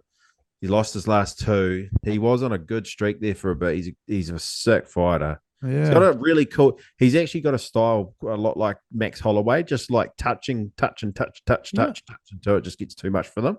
Okay. Yeah. Okay. Feather Okay. duster. Cool. So I'm pumped. Are you going to tune in? Yeah. Yeah, good man. Good Er. man. Fucking rare. No, that'll be good, mate. That'll be good. Looking forward to it. So, who do you think's really going to win though, out of Islam and Volks? Okay, we'll make a pick. Yeah, make a pick. Make a proper pick. No emotion, no Volk. bias. Yeah, cool. So my reasoning is Volk. He's fought at middleweight. He's got crazy amount of strength and power for a guy his size. Yes. He's got an absolute demon mindset. I mean, how he got out of that choke versus Brian Ortega was. Yeah. He was in that. Like the fight was over, and there was only sheer will that he stayed up. And Khabib is not in Islam's corner anymore. I know. I saw that. So That's interesting. I think Islam has got an insane mindset as well. Like he is beyond another level. I think it's pretty cool that the number 1 and number 2 pound for pound are fighting. That's never been done. Such a cool story, that one. Yeah. So but I'm going with Volk. He's on home turf. He's had a fucking good training camp by the looks of it. And he's just got that mindset, bro. Like, and he's fast. Look at their stats. So fast. Look He's at so fast. such even stats, eh? Crazy how Volk's got a little bit of a reach advantage, even though he's like 4 inches shorter, eh? It's nuts. Mad, eh? Yeah. But yeah, he's fast, bro. He's so fast. He is. Yeah, and I'm saying the same. I agree with you completely on all those accounts. Yeah. Yeah. And I just love his distance management. He's so in and out. Like, I don't like it's going to be hard for Islam to get into those situations to grapple him. Volk's really not going to play that game much. He knows the danger. Yeah. Here's the problem whenever you fight a Khabib or an Islam, though. Their striking's so fucking crazy and good. But they don't throw like as much as they normally do as other fights because they're so worried about the takedown. So like they can freeze them a bit. Yeah. That's what Khabib did to everybody. Like Khabib would just be like, just going at them, just fucking in their face, chasing them around the ring, and then when they did throw, they were like, oh fuck, if I throw, he's gonna get on my hips and just take me down. And like the only guy that ever got him in a little bit of trouble was Dustin. And then Connor. I mean, the guy that's ever had the best performance against Khabib was Connor. Yeah, he won that round. Won that third round. I think because Khabib actually took it off. I think Khabib was like, I need a little break here. I'm wrestling so much. I just need a wee break. But Connor still won that round. Yeah. The thing about Connor, like that's when he was like, in his prime. But he didn't even train properly for that. Imagine if he actually trained properly for it. Like, fuck. He was on the piss. But so cool to hear that he's going to come back this year. I know you're not a huge Connor fan anymore, but I love the kind of fame, and I love getting on his bandwagon. And unadmittedly, I'll be rooting for him to beat Chandler. Fuck, I hope he gets a win. He needs it big time. He needs a win. Old Connor, he's going to have a hard fight. He's against not going to fucking- win. If he fights Michael Chandler, he's getting knocked out. I know. I think he will. I think he will lose, but I'll probably still bet money on him to win. He'll Really? probably be an underdog to beat Chandler. Chandler's come so close to knocking out all three of his last opponents. What was that last one he had? Michael Chandler? Who did he last fight? It wasn't Mikhaev, was it? I mean, it wasn't Charles Oliveira. No. Was it Poirier? It was Poirier. Was. He lost it, didn't he? Yeah. But fuck, he rocked. Like, he almost knocked him. He almost knocked him out. He did. It was- Does it to everyone? That's what I mean. Like, the last three fights have been on a knife edge for Chandler, where he's knocked down the other guy, and the other guy's just rallied, and fucking, I feel like Chandler just empties his gas tank. And he admits it. He's like, I'm just here to put on a show. I don't give a fuck. I'm just going out to take heads. He's So- lucky. He's lucky. He was unlucky not to. I mean, he was lucky to win that fight against Tony. Like, Tony Ferguson actually rocked him in the first round. Was looking really good. Yeah. You know. Yeah, I don't, Chandler's probably going to have a lot of CT issues after his fucking career. He's taking a lot of blows, man. A lot of blows. Oh man, it's not good, Hey, and just quickly, thank you for the music suggestion, Turnstile. Yep. I haven't been into Very a good. hardcore-esque band, into a new one for years, and then fucking you're like, oh, you listening to that Turnstile album? Holy shit. So good. Fuck, it's so good. It's so It's good, man. so good. There hasn't been Oh. a hardcore album. I haven't been into an album like that. I mean, AFI Missouri Country, I think it was called, wasn't. Was it Missouri Country? Country. That's a country. I was going to say. That was probably the last. Not hard. It wasn't hardcore, but like No. emo core sort Yeah. of album. Yeah. That was 20 years ago. and fucking. I was always thinking, oh, what's a good hardcore band? I'm so glad you suggested it because I just been. Well, hey, I can't take the credit. It was Lindsay Butler. She gave me the best suggestion. Yeah, she mentioned Turnstile. So thanks to Really? Lindsay. Yeah. Yeah, they're sick. There's a really good guy on YouTube called Finn McKitney. He does these. I think I sent you some videos, and he's a YouTuber. He does all like ranking of bands and stories about bands and all that. And he's got a really big channel. Yeah. It's just sick because music magazines are fucked, right? Like, no, there's not like that's how I used to find music. I'd buy Rolling Stone, NME, and Oh, crazy. The Wired, I think it used to be called. And I haven't done that for years. And I think the new music magazines are the YouTubers, like, Yes, of course. finding good music and talking Yeah. about it. There's another guy, Anti Fantano, looks just like Chris Martin, but he's kind of boring. Yeah. Any good music, mate? What have I been listening to lately? Thrice have re-released and re-recorded Artist in the Ambulance. Yeah. And I've listened to 3 songs, and I was like, fuck, this is cool, because his voice has changed. It's gotten like more gravelier and a little bit more raspier, and the recording's a lot nicer.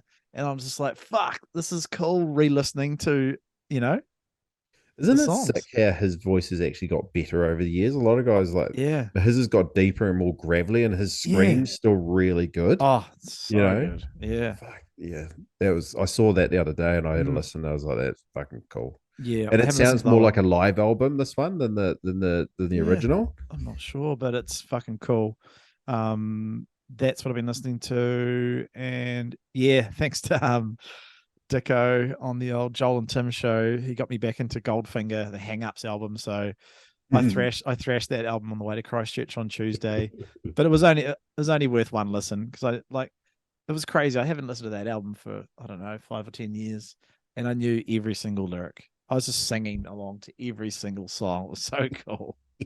So fun. Love that when you can just go back in time and all the lyrics come back.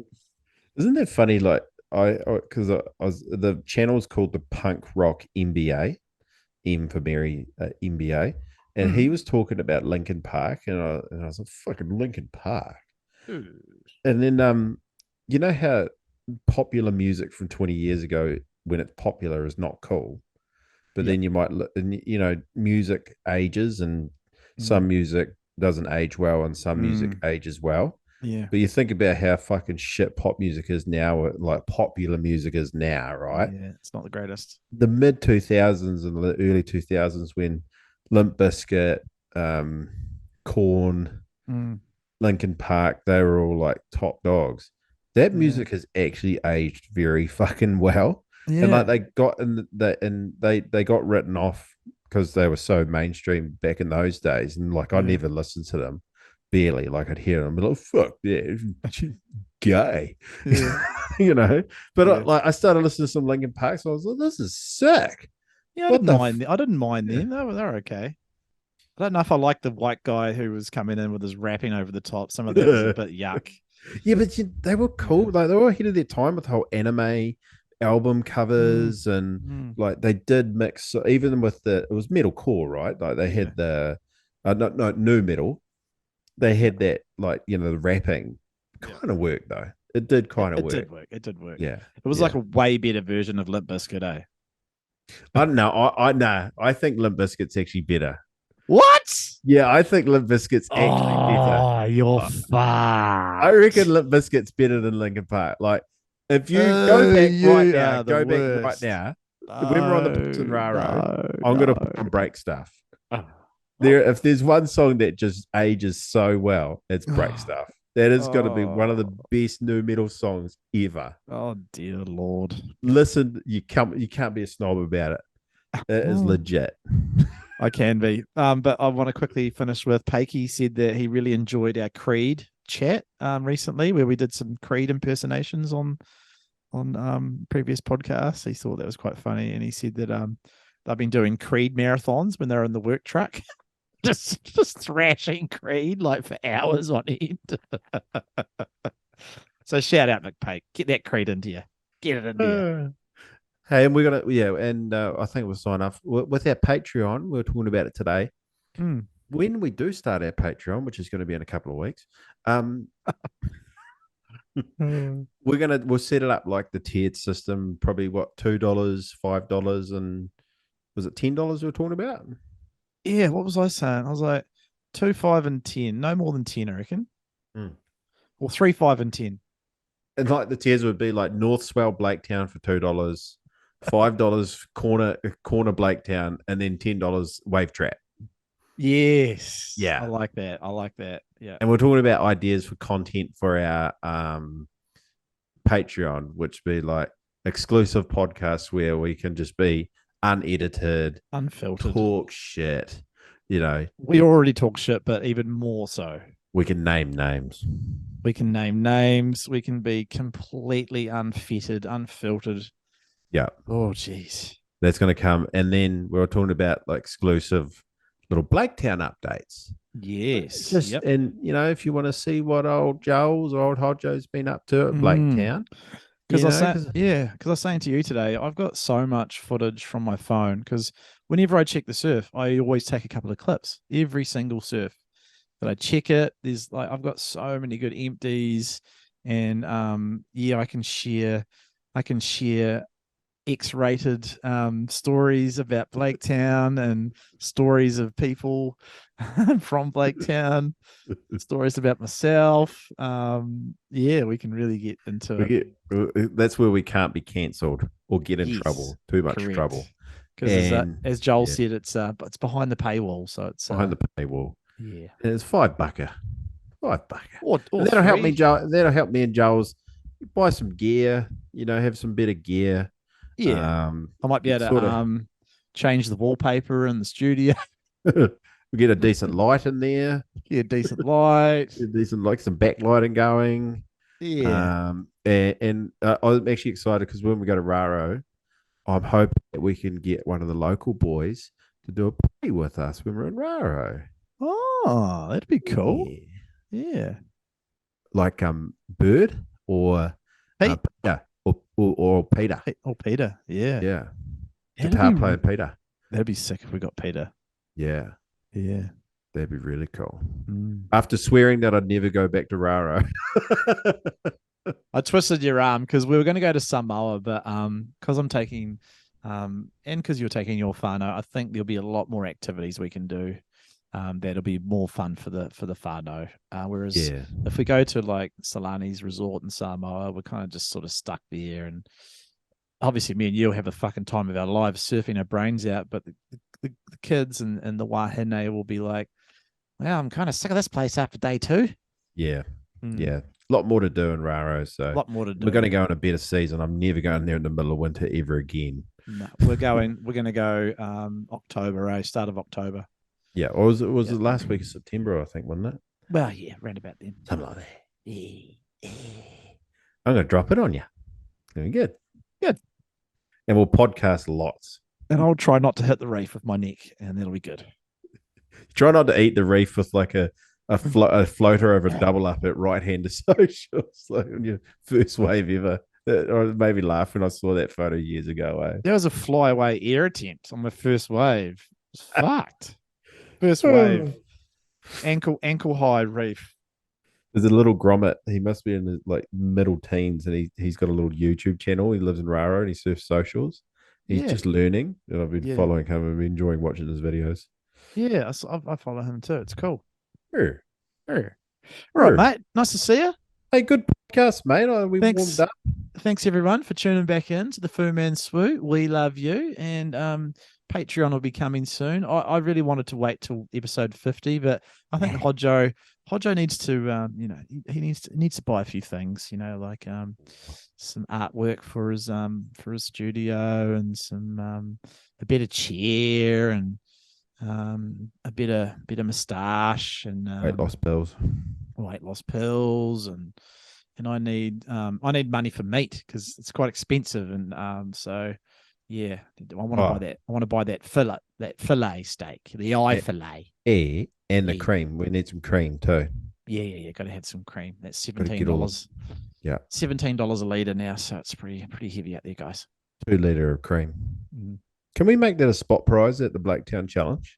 Oh, 100%. Yeah.